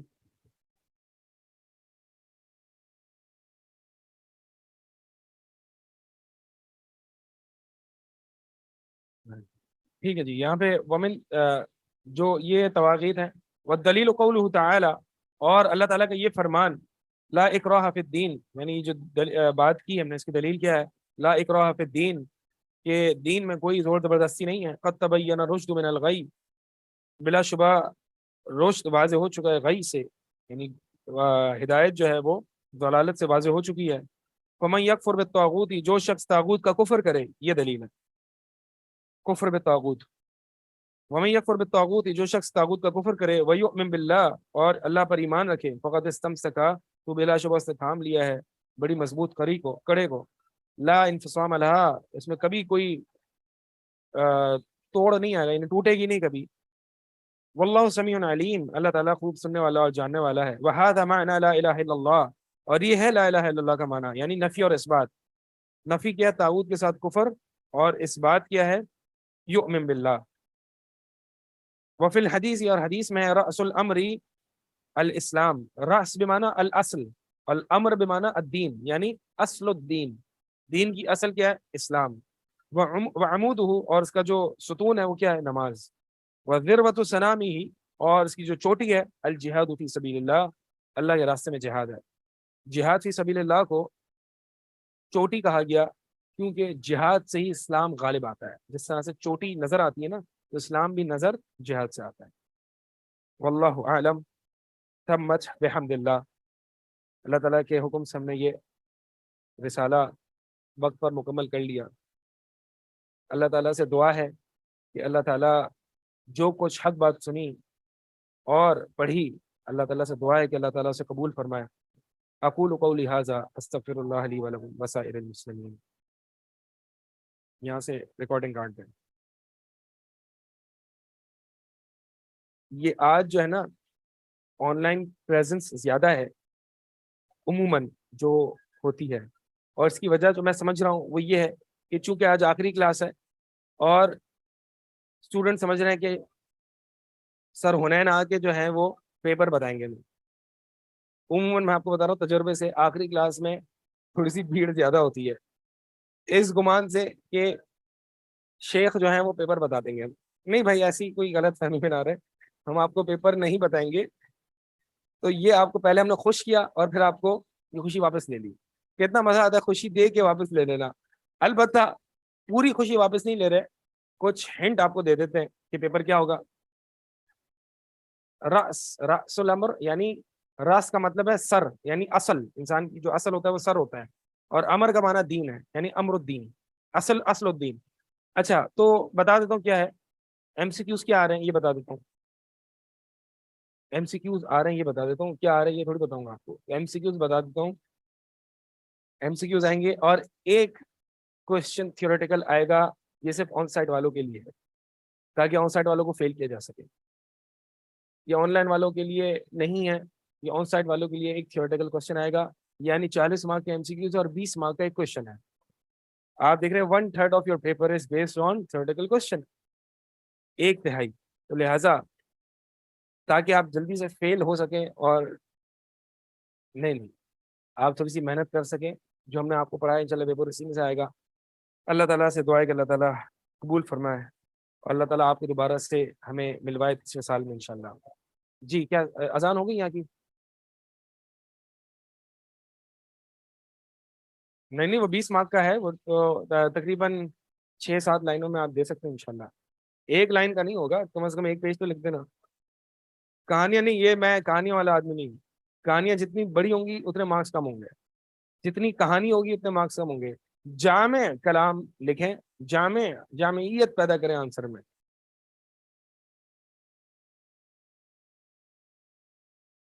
جی جی بالکل، جو میں نے آپ کو بتایا وہ پورا لکھنا ہے. ٹھیک ہے. سبحانک اللہ. I pray that all the Muslims will benefit from this work, and that it will be a source of blessings in both worlds for Bruj instructors, Olim online team and volunteers who participated in it in any way. Amin. السلام علیکم ورحمۃ اللہ وبرکاتہ. الحمدللہ وحدہ والصلاۃ والسلام علی من لا نبی بعدہ. اچھا میری طرف سے بہت بہت معذرت. میں نے آپ سے کمٹ کیا تھا کہ میں ریویژن کرواؤں گا, اور کچھ لوگوں نے تو کہا بھی ہے کہ آپ نے کہا تھا جنوری میں پڑھائی کر کے آپ فروری میں ریویژن کرائیں گے. قدر اللہ آپ کے استاد کو کچھ چیزیں پڑھانی تھیں تو انہوں نے اور ان کو ہم منع کر نہیں سکتے. تو دوسرا یہ کہ آپ لوگ کا قرآن کا سلیبس مکمل نہیں ہوا, تو میری خواہش تھی کہ آپ لوگ اس سلیبس کو مکمل کر لیں, وہ زیادہ اچھی بات ہے. کیونکہ ہم ایک بار سلیبس کا مسئلہ مکمل کر چکے ہیں, اس لیے اس میں ہم تھوڑا سا کمپرومائز کر سکتے ہیں. لیکن چونکہ میں نے کہا تھا, اس لیے میری طرف سے آفر اوپن ہے. کل ایک ہمارے پاس پاسبلٹی ہے, اگر کل آپ لوگ آنا چاہ رہے ہو کل ٹائم نکال سکتے ہیں. ادروائز آپ کا جو ایگزامس کے بیچ میں گیپس ہیں, ٹھیک ہے, اس میں اگر آپ آنا چاہ رہے ہو تو آپ مجھے بتا دیے گا. وہ جو بھی آپ لوگ پہلے ڈیسائڈ کیجیے گا, بس کم تھوڑا سا مطلب آپس میں فیصلہ کر کے مجھے بتا دیجیے گا کہ آپ لوگ آنا چاہ رہے ہیں. اگر آن کیمپس کلاس ہوگی تو آن لائن بھی جائے گی, اگر آن کیمپس نہیں ہوگی تو آن لائن بھی نہیں جائے گی. ٹھیک ہے بھائی, آپ لوگوں کے کاندھوں پہ جو ہے وہ ہے. آن لائن نہیں ہوگی نا, میں بتاتا ہوں نا. آن کیمپس ہوگی تو آن لائن ہوگی. ایک آپشن ہے کل کا تھرسڈے, اور پھر اس کے بعد آپ کا پیپر ایک منڈے کو پیپر ہے, پھر میرا پیپر وینسڈے اور پھر فرائیڈے کو ہے. تو اگر آپ چاہیں تو ٹیوزڈے کو ایک ہم کر لیں گے, اور آپ چاہیں تو پھر تھرسڈے کو ایک کر لیں گے.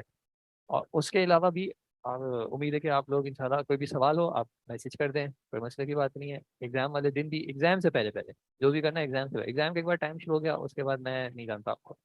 جی بالکل اچھا ٹھیک ہے. جو آن لائن اس کی کلاس کی ٹائمنگ یہ آپ لوگوں نے بتانا ہے. میں یہاں پہ انشاءاللہ عصر کے بعد کل میری کلاس عصر تک 5:30 بجے تک میری ایک کلاس ہے.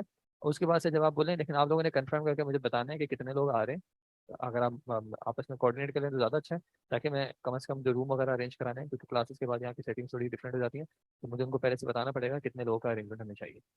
ٹھیک ہے, تو آپ لوگ مجھے جیسے آپ لوگ جس کو اگر پہلے آپ لوگوں نے کچھ کو پہلے آنا ہے کچھ کو بعد میں آنا ہے تو اس طرح کر لیں. مجھے ایک اسٹارٹ ٹائم اور ایک اینڈ ٹائم دے دیں تاکہ میں اپنی باقی کمٹمنٹ اس حساب سے مینیج کروں.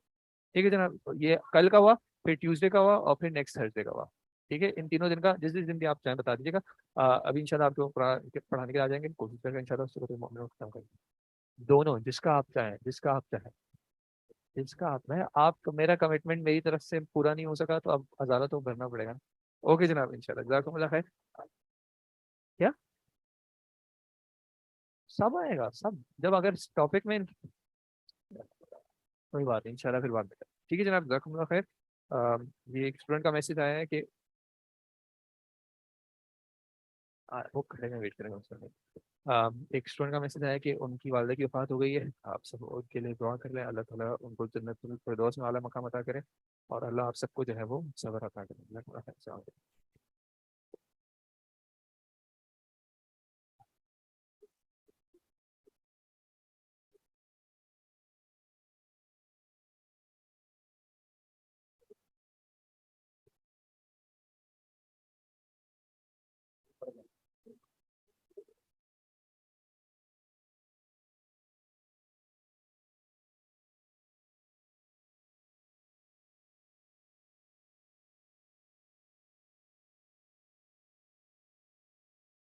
کیا حال ہے آپ کا؟ ٹھیک ہے. آپ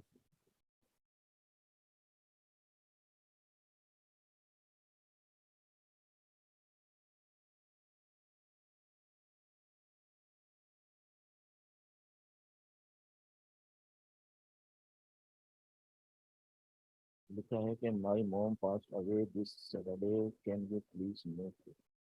اللہ پاک آپ کی والدہ کی مغفرت فرمائے, ان کے درجات کو بلند فرمائے, اور قبر میں جو ہے ان کے لیے آسانیاں پیدا فرمائے, قبر کی آزمائش سے فتنوں سے محفوظ فرمائے, اور لواحقین کو اللہ پاک سبھی زندگی کی توفیق عطا فرمائے. بسم اللہ الرحمن الرحیم, الحمدللہ والصلاۃ والسلام علی رسول اللہ, اما بعد.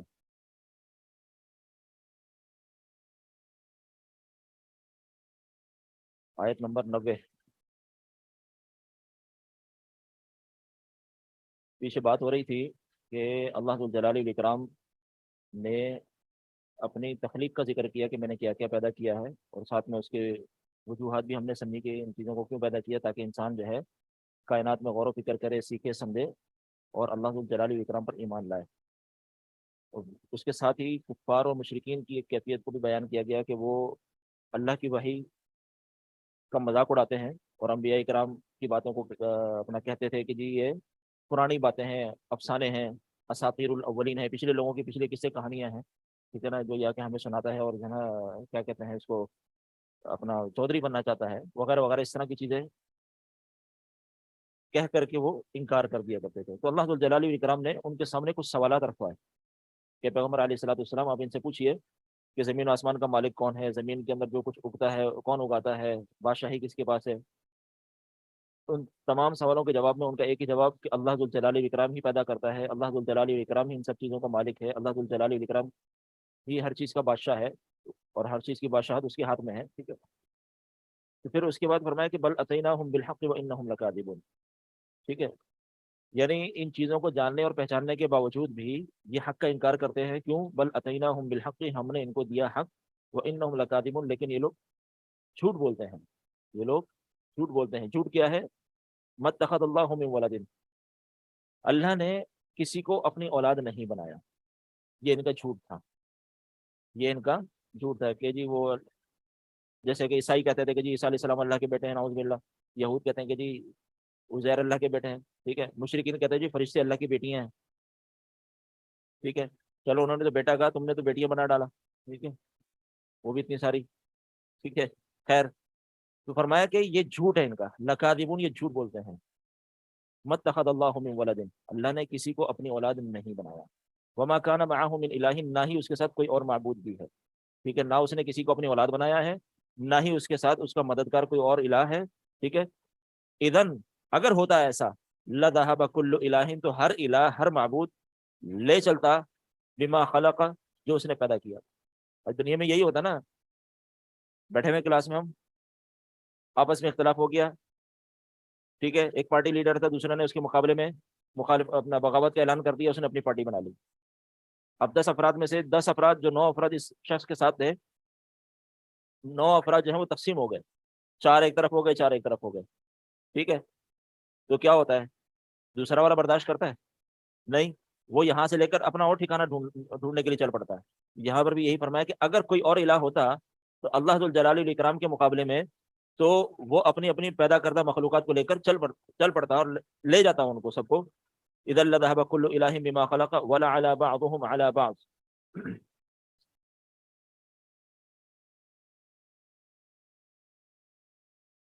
ٹھیک ہے. اور ایک دوسرے پر غالب آ جاتے. مطلب کیا؟ پھر وہ لڑائی جھگڑا ہوتا، اختلافات ہوتے، بحث مباحثہ ہوتا.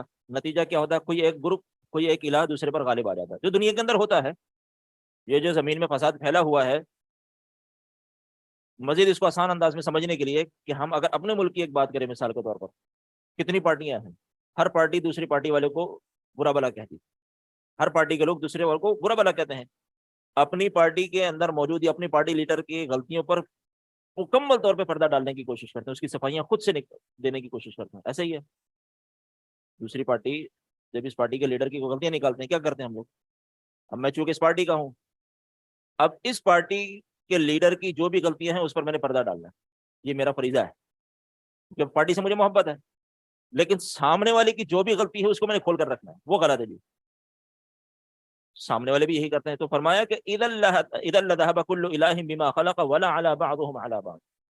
اگر اللہ کے مقابلے میں کوئی اور دوسرا الہ بھی ہوتا نا، تو وہ کیا کرتا کہ اپنی اپنی پیدا کردہ مخلوقات کو لے کر کہیں اور ٹھکانہ بنا لیتا. پھر آپس میں اختلافات ہوتے. ٹھیک ہے. کوئی ایک دوسرے پر غالب آ جاتا. سبحان اللہ.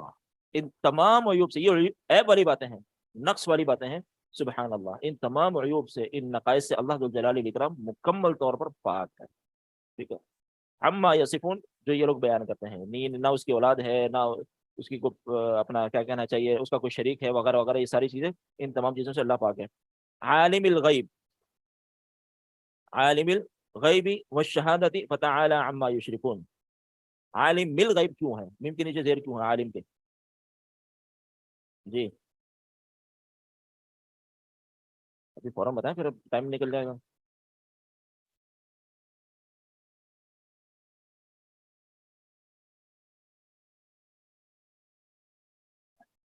کس کو ملانے کے لیے؟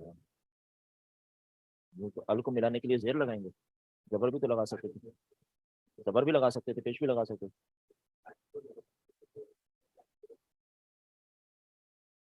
یہ کون سا اصول ہے؟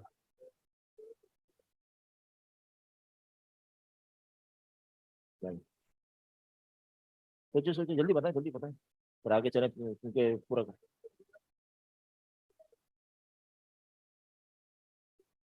جی آواز کم ہے، اچھا ابھی جلدی بتائیں، کون بتائے گا؟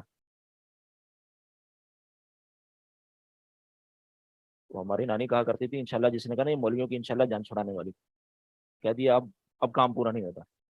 جی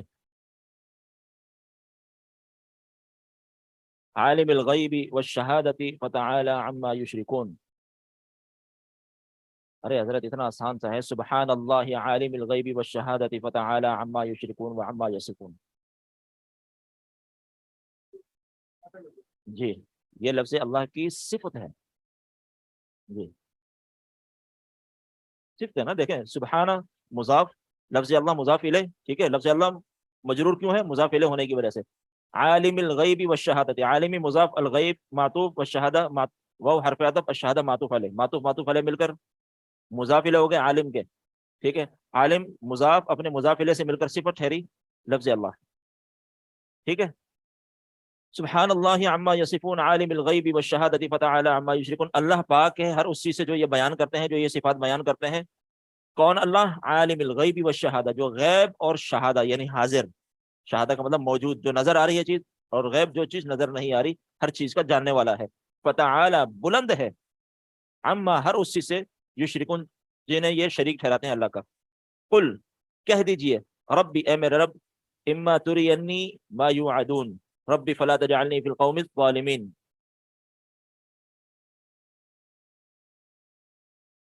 اے میرے رب اگر تو دکھا دے، اگر تو مجھے دکھا دے، ما یوعدون جس کا ان سے وعدہ کیا جاتا ہے، ٹھیک ہے، یا تو مجھے دکھا دے ربی فلا تجعلنی، اے میرے رب نہ بنا مجھے فی القوم الظالمین ظالم قوم میں سے، یعنی مجھے ظالم قوم میں سے شمار نہ کر.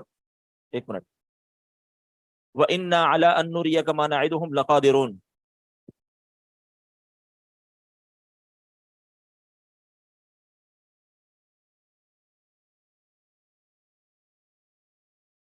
رب فلا تجعلنی فی القوم الظالمین وَإِنَّا عَلَىٰ أَن نُّرِيَكَ مَا نَعِدُهُمْ لَقَادِرُونَ. کہا کہ بے شک ہم دکھا سکتے ہیں، ٹھیک ہے، ما نعدہم جو ہم نے ان سے وعدے کیے ہیں، لقادرون البتہ ہم اس پر قادر ہیں. آپ کیا پوچھ رہے تھے؟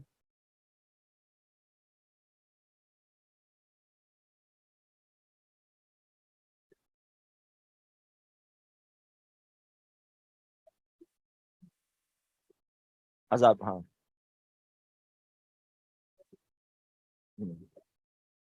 بتائیں بتائیں.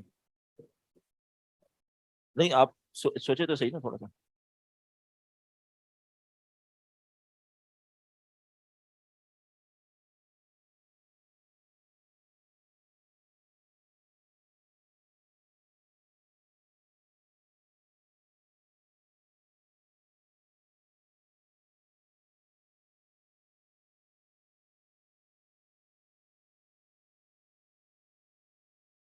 ان کا آپس میں جوڑ یہ ہے ان دونوں آیتوں کا کہ اے میرے رب اگر تو اس عذاب کو دکھا دے مجھے، اگر تو اس عذاب کو جس کا یہ وعدہ کیا جاتے ہیں دکھا دے مجھے، تو اس وقت مجھے ظالموں میں سے نہ کرنا.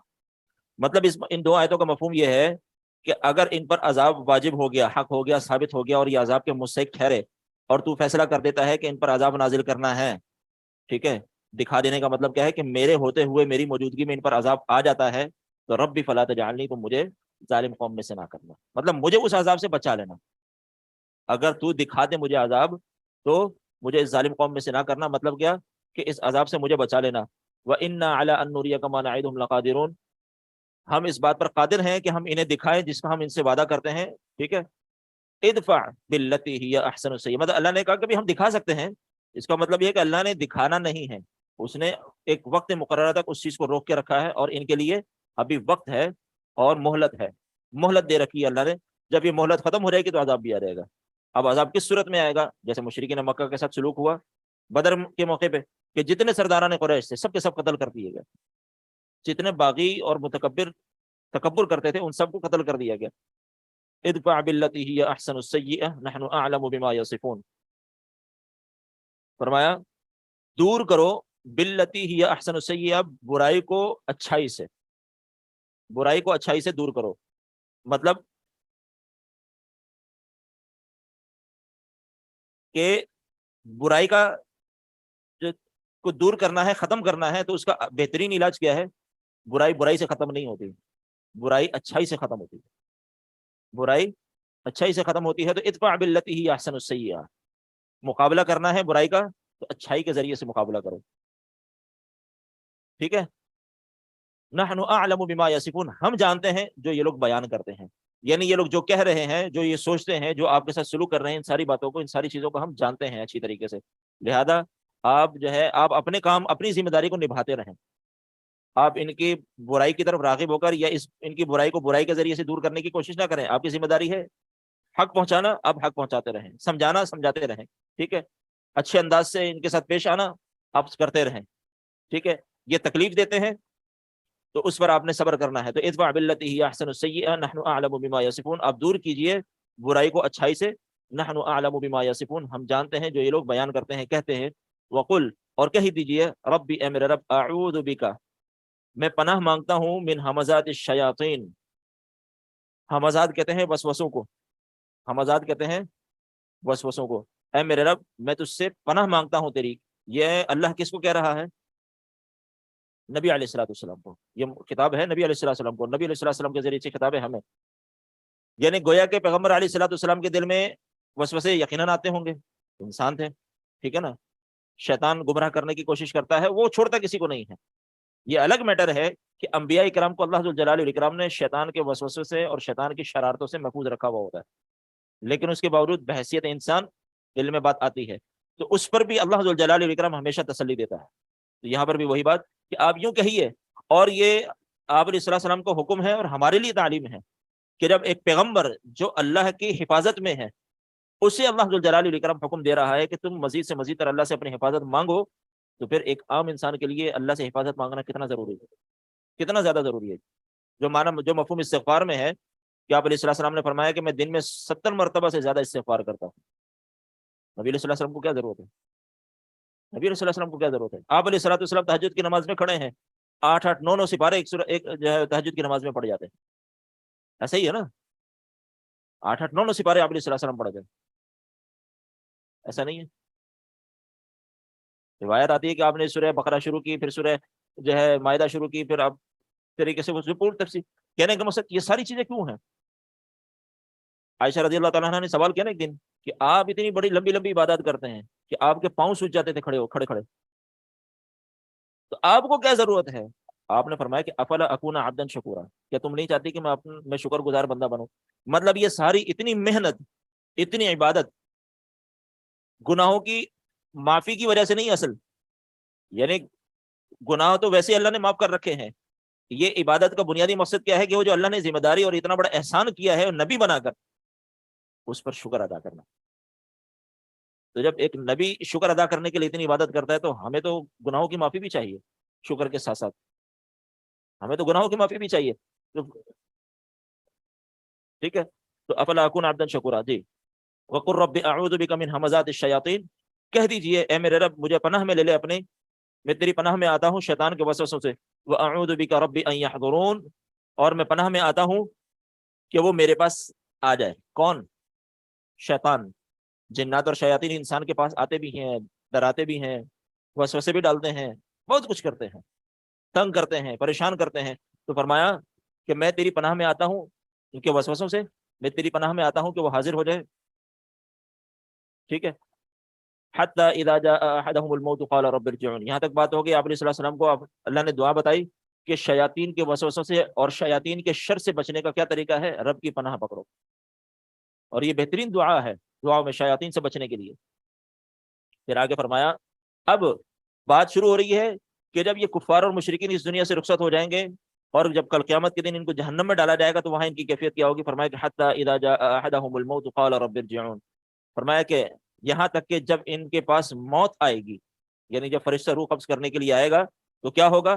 قال، تو یہ مرنے والا شخص جو مرنے لگا ہے، اس دنیا سے جانے لگا ہے، رب ارجعونی، رب ارجعو اصل میں ہے ارجعونی، اے میرے رب تو مجھے واپس بھیج دے، مجھے مہلت دے دے، مجھے اب یقین ہو گیا ہے، کیونکہ انسان کے اوپر جب موت طاری ہوگی اس وقت انسان کو ساری اصل حقیقت کا پتہ چل جائے گا کہ میں کیا تھا، کیا کرتا رہا ہوں، اور اب میں کہاں جا رہا ہوں۔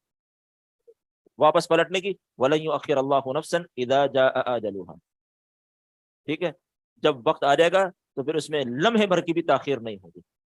کھڑے کھڑے بندہ جو ہے لمحے بھر کے اندر انسان ختم ہو جاتا ہے، پتہ بھی نہیں چلتا. کئی دفعہ ہمارے سامنے اس طرح کی چیزیں آتی ہیں کہ ابھی تو اچھا بلا تھا، ابھی پچھلے دنوں اچھا بلا بندہ ہے ماشاءاللہ، صحت مند، کام کاج کے اعتبار سے جو ہے عمر کتنی ہوگی، 45 سال ہوگی آس پاس. اگلے دن صبح اچانک پتہ چلا کہ بھی رات کو فوت ہو گیا، کیا پتہ موت کا. تو فرمایا کہ حتی اذا جاء احدهم الموت، ان کے پاس موت کے آنے سے پہلے وقت ہے. اگر اس وقت سے انہوں نے فائدہ نہیں اٹھایا تو نتیجہ کیا ہوگا؟ یہ اس وقت کہیں گے رب ارجعون، اے میرے رب ہمیں لوٹا دے. ٹھیک ہے، لعلی، شاید کہ میں اعمل صالحا، اب نیکی کر لوں، لعلی اعمل صالحا، میں نیکی کر لوں، فیما ترکت، جو میں پیچھے چھوڑ آیا. یعنی جو زندگی پیچھے میں نے بیکار گزاری تھی، فالتو گزاری تھی، گناہوں میں گزاری تھی، میں دوبارہ اس زندگی میں جانا چاہتا ہوں. ایک مہلت اور دے دیں مجھے. میں کرنا کیا چاہتا ہوں؟ اس بیکار زندگی کو کارآمد بنانا چاہتا ہوں. فیما ترکت، جو پیچھے میں چھوڑ آیا ہوں اس کو میں سدھارنا چاہتا ہوں، تو اس کو سدھارنے کے لیے مجھے ایک مہلت اور دے دیں. کلا، ہرگز نہیں، کلمہ تنبیہ، یہ ممکن ہی نہیں ہے. انہا کلمۃ ہوا قائلھا، بلکہ یہ کلمہ ہے کہنے والے کی زبان سے ادا ہونے والا. کون سا کلمہ؟ مجھے واپس بھیج دو، میں اعمل الصالحہ، اس کلمے کی طرف اشارہ ہے. واپس بھیجنے کی تو مہلت مانگ رہا ہے. یعنی اللہ ذو الجلال والاکرام کیا فرما رہا ہے؟ یہ جو کہہ رہا ہے نا کہ لعلی اعمل صالحا، میں اب جا کے نیکی کر لوں، کہا کہ یہ اس کی زبان سے ادا ہونے والا کلمہ ہے، اس نے واپس جا کے یہی کرنا ہے. یہ مطلب اس بات کا. کلا، ہرگز نہیں، انہا کلمۃ ہوا قائلھا، یہ تو کہنے والے کا ایک قول ہے، کلمہ ہے. ومن ورائہم برزخ، اور اس کے بعد برزخ ہوگا، یعنی پردہ ہو جائے گا. ٹھیک ہے نا، یعنی اس دنیا سے مرنے کے بعد اب دنیا اور قیامت کے درمیان ایک پردہ ہے. اب یہ اس پردے میں چلا گیا، اب یہ شخص اس پردے میں چلا گیا ہے. کب تک؟ الی یوم یبعثون، اٹھائے جانے والے دن تک. دنیا سے اس کا پردہ ہو گیا. نہیں سمجھ آئی بات؟ میں نے کہا شاید کچھ سوچ رہے ہیں، کچھ پوچھنا چاہ رہا ہوں. ٹھیک ہے جی، اسی کو برزخ کہتے ہیں. اور برزخ کا معنی کیا ہے؟ پردہ، حائل، رکاوٹ. ٹھیک ہے نا، جو دنیا سے اور قیامت کے درمیان کا جو وقت ہے اس کو برزخ کہا گیا ہے. کیوں؟ یہ جو وقت ہے ابھی، اس وقت میں آ جانے کے بعد انسان دنیا سے بھی کٹ جاتا ہے اور آخرت کا انتظار کرتا ہے. ابھی وہ آخرت کے مرحلے میں کی شروعات، پہلی سیڑھی تو ہے، لیکن جو قیامت کا مرحلہ ہے ابھی وہ نہیں آیا ہے. وہ الگ بات ہے، وہ الگ چیز ہے، یہ کنڈیشن دونوں ہوں گی. لیکن جو اس عرصے کا جس کو برزخ آ گیا، اس کے برزخ کہنے کا مقصد کیا ہے؟ کہ انسان جو ہے دنیا اور آخرت کے درمیان کی زندگی میں، اب انسان جو ہے دنیا اور قیامت کے درمیان کی زندگی میں، انسان اپنی اس زندگی کی فکر کرتا ہے جو اس کی 60 سال، 70 سال، 80 سال ہوگی. بہت تیر مار لیا 130 سال ہو جائے گی، 135 سال ہو جائے گی، اور اس کے بعد. لیکن 130 135 سال بہت ریئر کیسز ہیں، بہت کم لوگ ہیں. نہیں تو عام طور پر 60 سال، 70 سال، 80 سال. ٹھیک ہے، انسان اس زندگی کی فکر کرتے ہوئے بھاگ دوڑ کرتا ہے. لیکن سیدنا ابو بکر صدیق رضی اللہ تعالیٰ عنہ کی وفات ہوئی، کتنی عمر تھی؟ قبر میں مدفون ہوئے کتنا ٹائم ہو گیا؟ 1400 سال. تو زندگی کون سی بڑی ہوئی؟ اور یہ کب ختم ہوگی یہ بھی پتہ نہیں. ٹھیک ہے نا، تو فرمایا کہ وَمِن وَرَائِهِمْ بَرْزَخٌ، اس کے بعد ایک برزخ ہے، الی یوم یبعثون، تا قیامت، یعنی دوبارہ اٹھائے جانے تک یہ برزخ کی زندگی میں رہیں گے. جو دنیا کی زندگی اور قیامت کی زندگی کے درمیان کا عرصہ، اس کو برزخ کہا گیا. ٹھیک ہے جی، اللہ ذو الجلال والاکرام ہم سب کی اصلاح کرے. اور یہ جو ہمارے جو ہے نا سیدنا عثمان رضی اللہ عنہ کے بارے میں آتا ہے نا، کہ جب بھی قبر کو دیکھتے تھے تو اتنا روتے تھے کہ آنسو سے جو نا داڑھی تر ہو جاتی تھی، اتنا روتے تھے. پوچھنے والے پوچھتے تھے، حالانکہ بشارتیں، جنت کی بشارتیں، سب کچھ، اس کے باوجود بھی پوچھنے والے نے پوچھا تو کہنے لگے کہ آپ علیہ السلام نے فرمایا یہ قبر جو ہے قیامت کی سیڑھیوں میں سے پہلی سیڑھی ہے، منازل میں سے پہلی منزل ہے. جو یہاں کامیاب ہو گیا امید ہے کہ آگے بھی کامیاب ہو جائے گا، جو یہاں ناکام ہو گیا اس کے لیے خطرہ ہے، پھر یہ خطرے کی گھنٹی ہے. تو اس لیے مجھے یہ قبر کو دیکھ کے رونا آ جاتا ہے. مطلب آخرت کا ذکر ہوتا ہے اس پہ رونا آتا ہے، اس پہ اتنا نہیں آتا جتنا قبر کو دیکھ کر آتا ہے. مطلب انسان اگر یہاں چلا گیا، یہاں کامیاب ہو گیا، پھر وہ شخص مطمئن ہے. پھر آگے کی زندگی حساب و کتاب میں امید ہے کہ آسانیاں اور دیگر معاملات ہو جائیں گے. ٹھیک ہے جی. الی یوم یبعثون فاذا نفخ فی الصور، جب پھونکا جائے گا سور میں، فلا انصاب بینہم، تو نسبتیں تعلقات ختم ہو جائیں گے.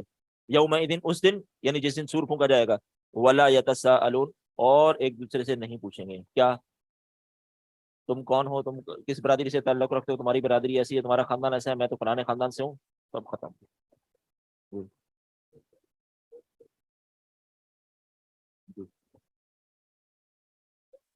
جی.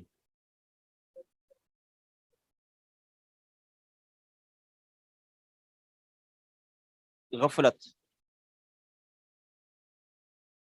کہ انسان اس چیز کو دیکھ کر اپنے لیے اس چیز کو ایکسپٹ نہیں کر رہا. ایمانداری سے ایک بات سوچئے گا، ہم سب کی یہ کیفیت ہے، اس میں بھی شامل، ہم سب شامل ہیں. جب کسی شخص کو دفن کرنے جاتے ہیں، کیا سوچ رہے ہوتے ہیں وہاں کھڑے ہوتے؟ اس کا وقت آیا تھا، میرا بھی وقت باقی ہے. یہ خیال کبھی آیا نہیں آیا؟ کبھی آیا نہیں آیا؟ اس کا وقت تھا، آ گیا، میں تو، میری تو بھی زندگی پڑی ہے. یہ جو چیز ہے نا، غیر ضروری آس، بلا وجہ کی امید، یہ بھی انسان کو غافل کرتی ہے. اور جب انسان غفلت کی زندگی کی طرف آتا ہے نا، تو پھر وہ کیا سوچتا ہے، یار میرا وقت پڑا ہے، کوئی نہیں، تھوڑا سا جھوٹ بول لوں، کوئی مسئلہ نہیں، بعد میں معافی مانگ لوں گا. یہ جو غفلت ہے نا انسان کی، یہ غفلت سب سے بڑی جو ہے وہ قبیح چیز ہے انسان کی. جو پیچھے بھی ذکر کیا نا کہ یہ جو ہے غفلت کی زندگی بسر کر رہے ہیں. اس غفلت کی وجہ سے یہ گناہ بھی کرتے ہیں، اس غفلت کی وجہ سے یہ دیگر جرائم بھی کرتے ہیں، کہ مجھے کس نے پوچھنا ہے، مجھے کس نے دیکھنا ہے، میں ہی ہوں. ٹھیک ہے نا. تو واللہ لمبی امید ہے. آپ علیہ الصلوۃ والسلام نے ایک دن ایک لائن کھینچی، ٹھیک ہے، اور بیچ میں ایک ایسی لائن کھینچی. یہ انسان کی خواہشات ہیں اور یہ موت ہے. انسان سوچتا ہے موت سے آگے، انسان سوچتا ہے موت سے آگے، میں نے یہ بھی کرنا ہے، میں نے یہ بھی کرنا ہے، میں نے یہ بھی کرنا ہے، میں نے یہ بھی کرنا ہے، میں نے یہ بھی کرنا ہے. لیکن آخر ہوتا کیا ہے کہ وہ اس موت کا شکار ہو جاتا ہے جس کو وہ بھولا بیٹھا ہوتا ہے. آپ نے فرمایا نا، آپ علیہ السلام نے، کہ ہاں اکثر الذکر ہادم اللذات، اکثر الذکر ہادم اللذات. آپ نے فرمایا کہ کثرت سے یاد کیا کرو اس چیز کو جو تمہاری لذتوں کو ختم کر دے، خواہشات کا قلع کما کرے. وہ کیا ہے؟ الموت. موت کو سوچا کرو. جب موت کو سوچو گے تو وہ جو بلا وجہ کی خواہشات ہیں نا، وہ پھر کم ہونا شروع ہو جائیں گے خود بخود. دنیا کی حیثیت کم ہونا شروع ہو جائے گی. جب موت کو میں یاد نہیں کروں گا، اب کیا ہے، اتنی خوبصورت قبر بنی ہوئی نظر آ رہی ہے، تو میں کیا سوچتا ہوں، کاش کہ میری بھی ایسی قبر ہوگی. جو قبر کے اندر ہے اس کی فکر نہیں ہے. اور جو لواحقین ہیں، اللہ تعالیٰ ہم سب کو سمجھ دے، وہ بھی کس کو سنوارنے کی کوشش کرتے ہیں مرنے کے بعد، مرنے والے کو دفن کرنے کے بعد؟ قبر خوبصورت سے خوبصورت ہونی چاہیے. ایک دن میری چھوٹی ہمشیرہ کے سسر کا انتقال ہوا، تو یہ میوا شاہ قبرستان ہے، کون سا، ناظم آباد کی سائڈ پہ، محمد شاہ قبرستان، محمد شاہ قبرستان. میں زندگی میں پہلی دفعہ گیا اور میں حیران و پریشان. پتا چلا بہت پرانا قبرستان ہے، بڑے بڑے مزار اس کے اندر، بڑے بڑے مزار اس کے اندر، اور اتنا بڑا کہ اس میں بس اندر تک چلی گئی. خیر تدفین کے لیے وہ مصروف تھے، تو ہم سائڈ میں کھڑے تھے، تو ایک سامنے تقریباً یوں سمجھ لیں کہ 6 فٹ اونچی قبر تھی. وہ اسٹیپ بائی اسٹیپ کر کے نا وہ سنگ مرمر لگا دیتے ہیں، ٹھیک ہے، اور بیچ میں جو ہے وہ پھول پودے وغیرہ، اور سامنے تختی لگی ہوئی. ایسے میرا دھیان اس طرف گیا، وہ صاحب جو ہیں کسی صاحب پر غصہ کر رہے تھے کہ تم نے میری ناک کٹوا دی میرے خاندان والے کے سامنے. جب میں نے شعر لکھوایا تو تم نے شعر غلط لکھ دیا. شعر میں بھول گیا ہوں، شعر بھی بتا رہے تھے کہ شعر تم نے غلط لکھ دیا، اس میں یہ غلطی کر دی. اللہ کے بندو، اس مرنے والے کے ساتھ، اچھا یہ ہم کیوں کرتے ہیں؟ یہ ہم اس لیے کرتے ہیں کہ ہمیں مرنے والے کے ساتھ ایک لگاؤ ہوتا ہے، تو ہم اس کی قبر کو خوبصورت بنانے کی کوشش کرتے ہیں دلی لگاؤ کی وجہ سے. لیکن اصل بات سوچنے کی یہ ہے کہ اس کے ساتھ جو میرا دلی لگاؤ تھا، اس کا اگر میں اس کا اظہار کرنا چاہتا ہوں، تو قبر کی خوبصورتی کی بجائے میں وہ کام کیوں نہ کروں جو قبر کے اندر اس کو کام دے. اوپر قبر کو خوبصورت بنانے سے کیا ہوگا؟ قبر کو اونچا کرنا جائز ناجائز ابھی علیحدہ میٹر ہے. میں اس کے جواز پر بھی اگر ہم آ جاتے ہیں کہ جی ٹھیک ہے جی جائز ہے، خوبصورت بنا دو، کیا فائدہ اس کو؟ مرنے والے کو کیا فائدہ؟ کوئی فائدہ نہیں ہے. مرنے والے کو پر تو کوئی فائدہ نہیں ہے. مرنے والے کو فائدہ کب ہوگا؟ آپ علیہ الصلوۃ والسلام کے فرمان کے مطابق اذا مات الانسان انقطع عنہ عمله الا من ثلاث، جب انسان اس دنیا سے رخصت ہوتا ہے تو جو عمل کے جو سلسلہ تھا اس کا جو اجر و ثواب ملنا تھا بند ہو گیا، وہ اکاؤنٹ کلوز ہو گیا اجر و ثواب والا۔ 3 صورتیں ہیں جس میں اس مرنے والے کو مرنے کے بعد بھی ثواب مل سکتا ہے، ان 3 صورتوں کے علاوہ چوتھی کوئی صورت نہیں۔ کیا کیا ہے؟ علم پھیلایا ہوا ہو، اس کے علم سے لوگ فائدہ اٹھا رہے ہیں، تو جب تک اس کے علم سے فائدہ اٹھایا جاتا رہے گا اس کو اس کا اجر ملتا رہے گا۔ صدقہ جاریہ، کوئی ایسا صدقہ کر کے کہ جس سے لوگ مستقل فائدہ اٹھا رہے ہیں، جس سے لوگ مستقل فائدہ اٹھا رہے ہیں، مستفید ہو رہے ہیں، وہ صدقہ جاریہ ہے۔ جب تک وہ چیز موجود ہے اور لوگ فائدہ اٹھا رہے ہیں اجر ملتا رہے گا اس کو۔ تیسری چیز نیک اولاد، یدعو لہو، جو اس کے لیے دعا کرے، صرف نیک اولاد نہیں، دعا بھی کرے، یعنی نیک اولاد ہو اور وہ اپنے والدین کے لیے دعا بھی کرے، نیک اولاد کی دعا اپنے والدین کے کام آئے گی۔ بعض حدیث میں یہ بھی آتا ہے نا کہ آپ صلی اللہ علیہ وسلم نے فرمایا کہ ایک شخص قبر میں مدفون ہے، ہمارا رہ نہ جائے یار، اور عذاب ہو رہا ہے اس کو، ایک دم عذاب ختم ہو جائے گا اور اس کے ساتھ جو ہے جنت کا بستر، جنت کا لباس، یہ ساری چیزیں اس کو جنت کی نعمتیں میسر آ جائیں گی، وہ ایک دم حیران و پریشان ہوگا کہ تم اپنی نیک اولاد چھوڑ کے آئے تھے، اس نے تمہارے لیے دعا مانگی تھی تو ہم نے اس کی دعا کو قبول کر لیا ہے تمہارے حق میں، ٹھیک ہے نا۔ بہرحال بات بہت دور چلی گئی۔ فَإِذَا نُفِخَ فِي الصُّورِ فَلَا أَنْسَابَ بَيْنَهُمْ يَوْمَئِذٍ وَلَا يَتَسَاءَلُونَ، فرمایا کہ اس دن جب سور پھونکا جائے گا تو کوئی حسب و نسب نہیں رہے گا، کوئی رشتہ داری، کوئی تعلق نہیں رہے گا ان لوگوں کے درمیان اس دن، کل قیامت کے دن، سور پھونکے جانے والے دن۔ وَلَا يَتَسَاءَلُونَ، ایک دوسرے سے پوچھیں گے۔ بات کیا ہے؟ فَمَنْ ثَقُلَتْ مَوَازِينُهُ، جس کا میزان بھاری ہو گیا، فَأُولَٰئِكَ هُمُ الْمُفْلِحُونَ، تو وہی کامیاب ہے، یعنی جس کی نیکیاں میزان میں بھاری پڑ گئیں وہ شخص کامیاب ہے۔ وَمَنْ خَفَّتْ مَوَازِينُهُ، اور جس کا میزان ہلکا ہو گیا، یعنی جس کی نیکیاں ہلکی رہ گئی اور گناہ بھاری ہو گئے، فَأُولَٰئِكَ الَّذِينَ خَسِرُوا أَنفُسَهُمْ، تو یہ وہ لوگ ہیں جنہوں نے اپنے آپ کو نقصان میں ڈال دیا۔ فی جہنم خالدون، جنہوں نے اپنے آپ کو نقصان میں ڈالا یہ ہمیشہ ہمیشہ کے لیے جہنم میں جائیں گے۔ تلفح وجوہہم النار، ان کے چہروں کو جھلسے گی، جلائے گی آگ، وہم فیہا کالحون، اور وہ اس میں تیوری چڑھائے ہوئے ہوں گے۔ مثلا اس عذاب کی شدت کی وجہ سے چہرے کے آثار جو ہے نا تبدیل ہوئے وہ ہوں گے، جب تکلیف کی شدت ہوتی ہے چہرے کے تاثرات بدلتے ہیں نا، تو وہ مراد ہے، تیوری چڑھائے ہوئے ہوں گے، یعنی چہرے کے جو آثار ہیں وہ تبدیل ہونا شروع ہو جائیں گے۔ الم تکن آیاتی تتلی علیکم، کیا میری آیات تم پر پڑھی نہیں جاتی تھی؟ فکنتم بہا تکذبون، بس تم ان کو جھٹلا دیا کرتے تھے۔ قالوا، تو وہ جواب میں کہیں گے ربنا، اے ہمارے رب، غلبت علینا، ہم پر غالب آ گیا، شقوتنا، ہماری بدبختی ہم پر غالب آ گئی تھی، وکننا قوما ضالین، اور ہم گمراہ قوم تھے، یعنی ہم بدبختی کی وجہ سے بدبختی میں چلے گئے اور گمراہی ہم پر غالب آ گئی اور ہم گمراہ ہو گئے۔ ربنا، اے ہمارے رب، اخرجنا، ہمیں نکال، منہا، اس آگ سے، فإن عدنا فإنا ظالمون، اگر ہم دوبارہ آئے تو پھر ہم ظالم ہیں، مطلب یہ پھر مہلت مانگ رہے ہیں کہ ہم اس عذاب سے نکال دے، دنیا میں دوبارہ بھیج دے، ہم نیکی کریں گے۔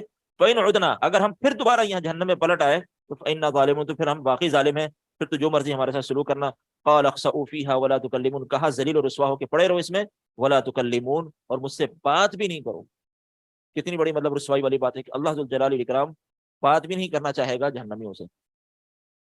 انه كان فريق من عبادی، بے شک ایک گروہ تھا میرے بندوں میں، یقولون، وہ کہتا تھا، ربنا، اے ہمارے رب، آمنا، ہم ایمان لے آئے، فاغفر لنا، ہمارے گناہوں کو معاف فرما دے، ورحمنا، اور ہم پر رحم فرما، وانت خیر الراحمین، تو بہترین رحم کرنے والا ہے۔ مطلب ایک گروہ تو یہ تھا جنہوں نے اپنی زندگی کو جو ہے خسارے میں ڈالا، اپنے آپ کو خسارے میں ڈالا، اب وہ مہلت مانگ رہے ہیں، لیکن ان کو جو ہے جہنم میں ہی چھوڑ دیا جائے گا، بے پرواہ ہو جائے گا اللہ ذو الجلال والاکرام ان سے۔ ان کے مقابلے میں دوسرے لوگ ہیں کہ جو ایمان قبول کرتے ہیں اور اپنے گناہوں کی معافی مانگتے رہتے ہیں۔ فرمایا کہ فَاتَّخَذْتُمُوهُمْ سِخْرِيًّا، ان جہنمیوں کا لب مخاطب ہو کے کہہ رہا ہے کہ میرے کچھ بندے تھے جن کی یہ صفات تھی، ایمان لاتے تھے، رحم کی مجھ سے اپیل کیا کرتے تھے، اپنے گناہوں کی معافی مانگتے تھے، تمہارا کام کیا تھا؟ فَاتَّخَذْتُمُوهُمْ سِخْرِيًّا، تو تم لوگ ان کا مذاق اڑاتے تھے۔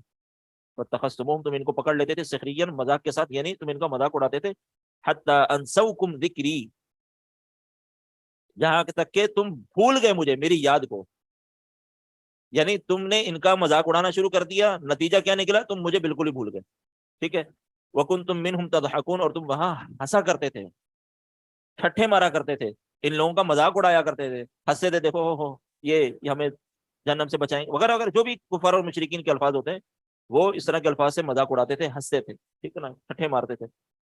انی جزیتہم الیوم بما صبروا انہم هم الفائزون، تم لوگ تو جہنم میں گئے ہو، میں نے انہیں جزا دی ہے آج کے دن بما صبروا، ان کے صبر کی وجہ سے،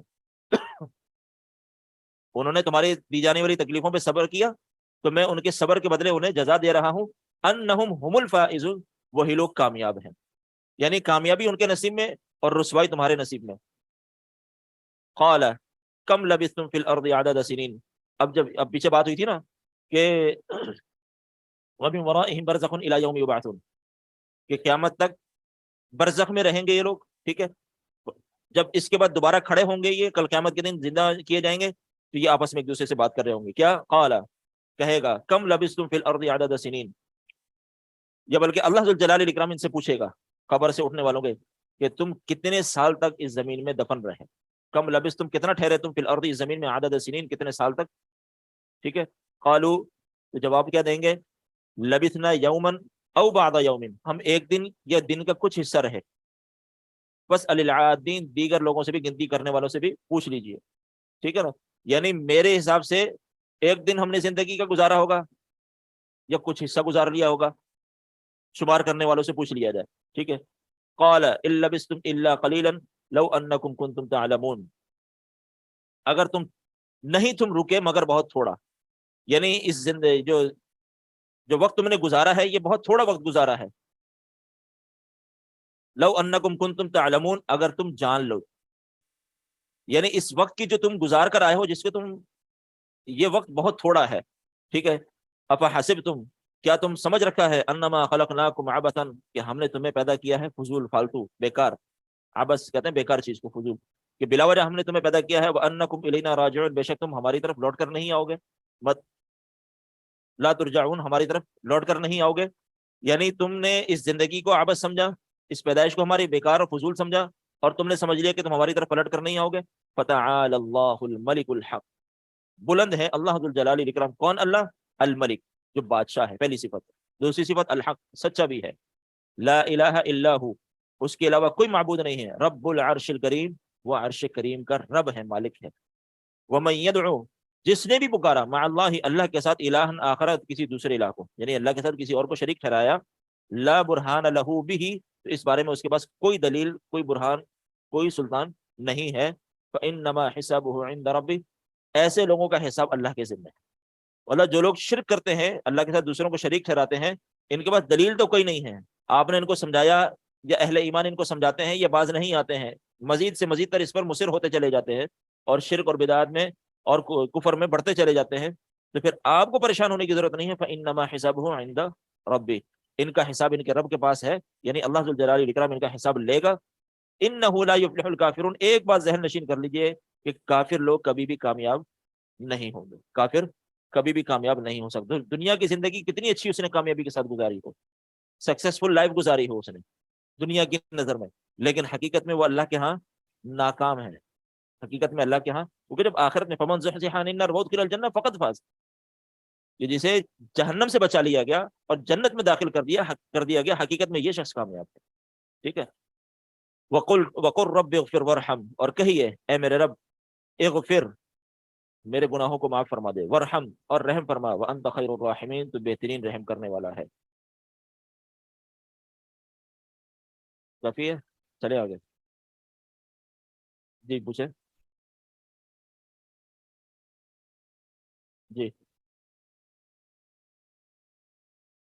ارجعونی، جی ارجعو یہ امر کا صیغہ ہے اور ہم یہ جانتے ہیں اچھی طرح کہ امر کے صیغے میں نون نہیں آتا ہے، ٹھیک ہے، تو یہ نون مکسور آ رہا ہے، یہ کسرہ جو ہے یہ بتا رہا ہے کہ یہاں سے یا محذوف ہے، ٹھیک ہے نا، یعنی ارجعونی اصل لفظ یوں تھا ارجعونی، تو یا متکلم کی یہاں سے محذوف ہے جو کہ مفعول بھی ہے، نہیں، امر کی وجہ سے یا محذوف نہیں ہے، عرب کے ہاں یا متکلم اکثر محذوف کر دیا جاتا ہے، آسانی کے لیے کہہ لیں اس کو، وہ قرآن میں ایک اور مقام پر بھی ہے نا، بلکہ ابھی ہم نے ایک اور جگہ بھی پڑھا ہے، ایک تو ارجعون ہے، الا لیعبدون ہے، اسی طرح سورہ کافرون میں آپ چلے جائیں لکم دینکم ولی دین ہے، ولی دینی، نون کے نیچے وہاں زیر ہے، ولی تو اس سے مراد کیا ہے؟ ولی دینی، ٹھیک ہے. تو یہ ہوتا کیا ہے کہ عرب کے ہاں آسانی کے لیے اکثر جو ہے یا متکلم محذوف کر دیا جاتا ہے، اور اس سے پیچھے جو ہے جو لفظ ہوتا ہے اس کے اوپر کسرہ آ جاتا ہے. بعض دفعہ وہاں کسرہ نہیں آنا چاہیے، تو وہ کسرہ اگر بغیر کسی وجہ کے آ رہا ہے تو اس کا مطلب ہے وہاں سے یا محذوف ہے، یہ اس کی پہچان ہوتی ہے. وہ کہ دیکھیں لکم دینکم ولی دین، تو اس بات سے مجھے قصہ یاد آیا. ایک صاحب میرے پاس آئے، اس وقت ہم طالب علم تھے بھی، تو کہنے لگے یار آپ ذرا قرآن کھولیں. میں نے کھول لیا، سورہ کافرون کھول لی، پوری سورت کا ترجمہ کروایا. تو میں نے آخر میں کہا کہ لکم دینکم ولی دین، تمہارے لیے تمہارا دین اور میرے لیے میرا دین. ان کو وہاں اعتراض یہ تھا کہ یہ جو دین اسلام ہے میرا دین نہیں، یہ اللہ کا دین ہے. کسی نے پٹی پڑھا دی ہوگی، بیچارہ عام آدمی. یہ دین اسلام میرا دین نہیں ہے، اللہ کا دین ہے، تو لہذا یہاں پر جو کفار کا دین ہے وہ کفار کا اپنا بنایا ہوا ہے، اس لیے ہم کہہ سکتے ہیں. تو یہاں پر لکم دینکم، تمہارے لیے تمہارا دین، ولی دین اور میرے لیے دین. تو بڑی دیر میں ان سے بحث کرتا رہا کہ بھائی وہ دین اللہ نے مجھے دیا ہے عمل کرنے کے لیے، تو میرا بھی ہوا نا. نہیں وہ ہے اللہ کا، ٹھیک ہے عمل کرنے کے لیے دیا ہے. میں نے کہا اس کو اللہ نے اسی وقت دماغ میں ڈالی، وہ نون کے نیچے زیر نظر آ گیا. انہیں کہا اچھا یہ بتاؤ لکم دینکم ولی دین. ہاں تو عام آدمی بیچارہ وہ کیا جواب دیتا ہے، لیکن پھر بھی میں نے اس کو سمجھانے کے لیے کہ شاید سمجھ میں آ رہی بات، کہ میں نے کہا دیکھو اس دین کے جو پہلا جو نون ہے، جو پہلا دین آ رہا ہے دین حکم میں، یا نون کے اوپر پیش آ رہی ہے، اور ولی دین جو دوسرا دین ہے اس کے نون کے نیچے زیر آ رہی ہے. میں نے کہا ہم نے ایک قاعدہ پڑھا ہے کہ جب یہ واو آ جاتا ہے نا، یہ واو حرف عطف کہلاتا ہے جو دو جملوں کو آپس میں ملاتا ہے. تو اس میں ضروری ہے کہ اگر پہلے والے پہ پیش ہے تو دوسرے پر بھی پیش آنا چاہیے، یا دوسرے کے اوپر زیر ہے تو اس کے اوپر زیر آنا چاہیے. تو یہ کیوں ہے؟ اب وہ تھوڑی دیر بغل جھانکنا شروع ہو گئے بیچارے. پھر میں نے ان کو سمجھایا کہ یہاں پر اصل بات یہ ہے. خیر قصہ یاد آ گیا تو میں نے بتا دیا. تو بہت ساری جگہوں پر عرب جو ہے، بہت ساری جگہوں پر جو ہے وہ آسانی کے لیے الفاظ کو مختصر کر دیتے ہیں یا شارٹ کر دیتے ہیں. جیسے سیدہ عائشہ رضی اللہ تعالیٰ عنہ کے حوالے سے کہتا ہے آپ علیہ السلام نے ایک دن ان کو یا عائشو کہہ کر پکارا، یا عائشو، شارٹ کر دیا، آگے سے تھا محذوف کر دیا، حذف کر دیا. ٹھیک ہے، تو یہ ہوتا ہے. تو یہ آپ نے جو سوال کیا کہ ارجعو کی امر کی وجہ سے حذف ہے، نہیں، یہ ویسے ہی حذف ہے، محذوف ہے. اس کا تعلق فعل سے ہے، یہ یا متکلم کی الگ چیز ہے. اس کو میں آپ کو ایسے سمجھاؤں، دیکھیں 2-3 منٹ ہیں کر لیتے. ارجعو نی، یہ الگ ہے، یہ الگ ہے. ٹھیک ہے، یعنی یہ جو ہے یہ نون اور یا ہے. ٹھیک ہے نا، اصل جو ہے یا ہے، یا متکلم.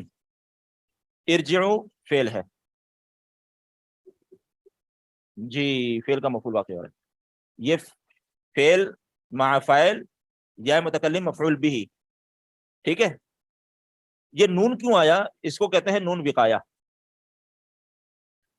یہ وجہ کیا ہے اس نون وقایا کی؟ کہ تاکہ ان دونوں کے درمیان فرق ہے یہ پتہ چل جائے. ان دونوں کے درمیان فرق ہے، یعنی یہ یا جو ہے اس کا حصہ نہیں ہے، بلکہ یہ الگ ہے، یہ الگ ہے، اس نے ان دونوں کو الگ کر دیا. ٹھیک ہے، اب ہوتا کیا ہے کہ عرب لوگ پڑھتے ہیں اس کو ارجعون، اصل تو یا تھی، نون تو تھا نہیں. وہ پھر کیا کرتے ہیں؟ نون کے نیچے زیر لگا دیتے ہیں، تاکہ جب پڑھنے والا پڑھے تو اس کو یہ سمجھ میں آ جائے کہ یہ زیر آ رہی ہے، اس کے بعد یا ہے. یعنی اس کا مطلب کیا ہوا کہ اصل جو لفظ تھا وہ یا تھا جو حذف کر دیا گیا. آپ آگے سمجھ میں؟ اور وہ جو آپ تبدیلی کہہ رہی ہیں، وہ تبدیلی جو ہے اس کا تعلق صرف اس سے ہے. علامت مضارع کا حذف ہونا، آخر کے نون اعرابی کا حذف ہونا، وہ نون اعرابی ہے، یہ نون اعرابی نہیں ہے. یہ ذہن میں رکھیے گا، یہ نون وقایا ہے، نون اعرابی نہیں ہے. نون اعرابی کا مطلب ہے کہ وہ نون جس سے اعراب کا پتہ چلے، تثنیہ کا، جمع کا پتہ چلے. جیسے یضربو، یضربانی، یہ الف نون بتا رہا ہے کہ یہ تثنیہ کا صیغہ ہے. یضربونا، یہ واو نون بتا رہا ہے کہ یہ جمع کا صیغہ ہے. وہ نون اعرابی ہے، یہ نون اعرابی نہیں ہے. ٹھیک ہے جی، کیا چیز؟ نہیں نا، گرامر کا، گرامر کا. تجوید میں بھی تجوید اور گرامر تقریباً قریب چیزیں جی. وہ نون وقایا وہاں اور انداز سے پڑھایا جاتا ہے اس کو.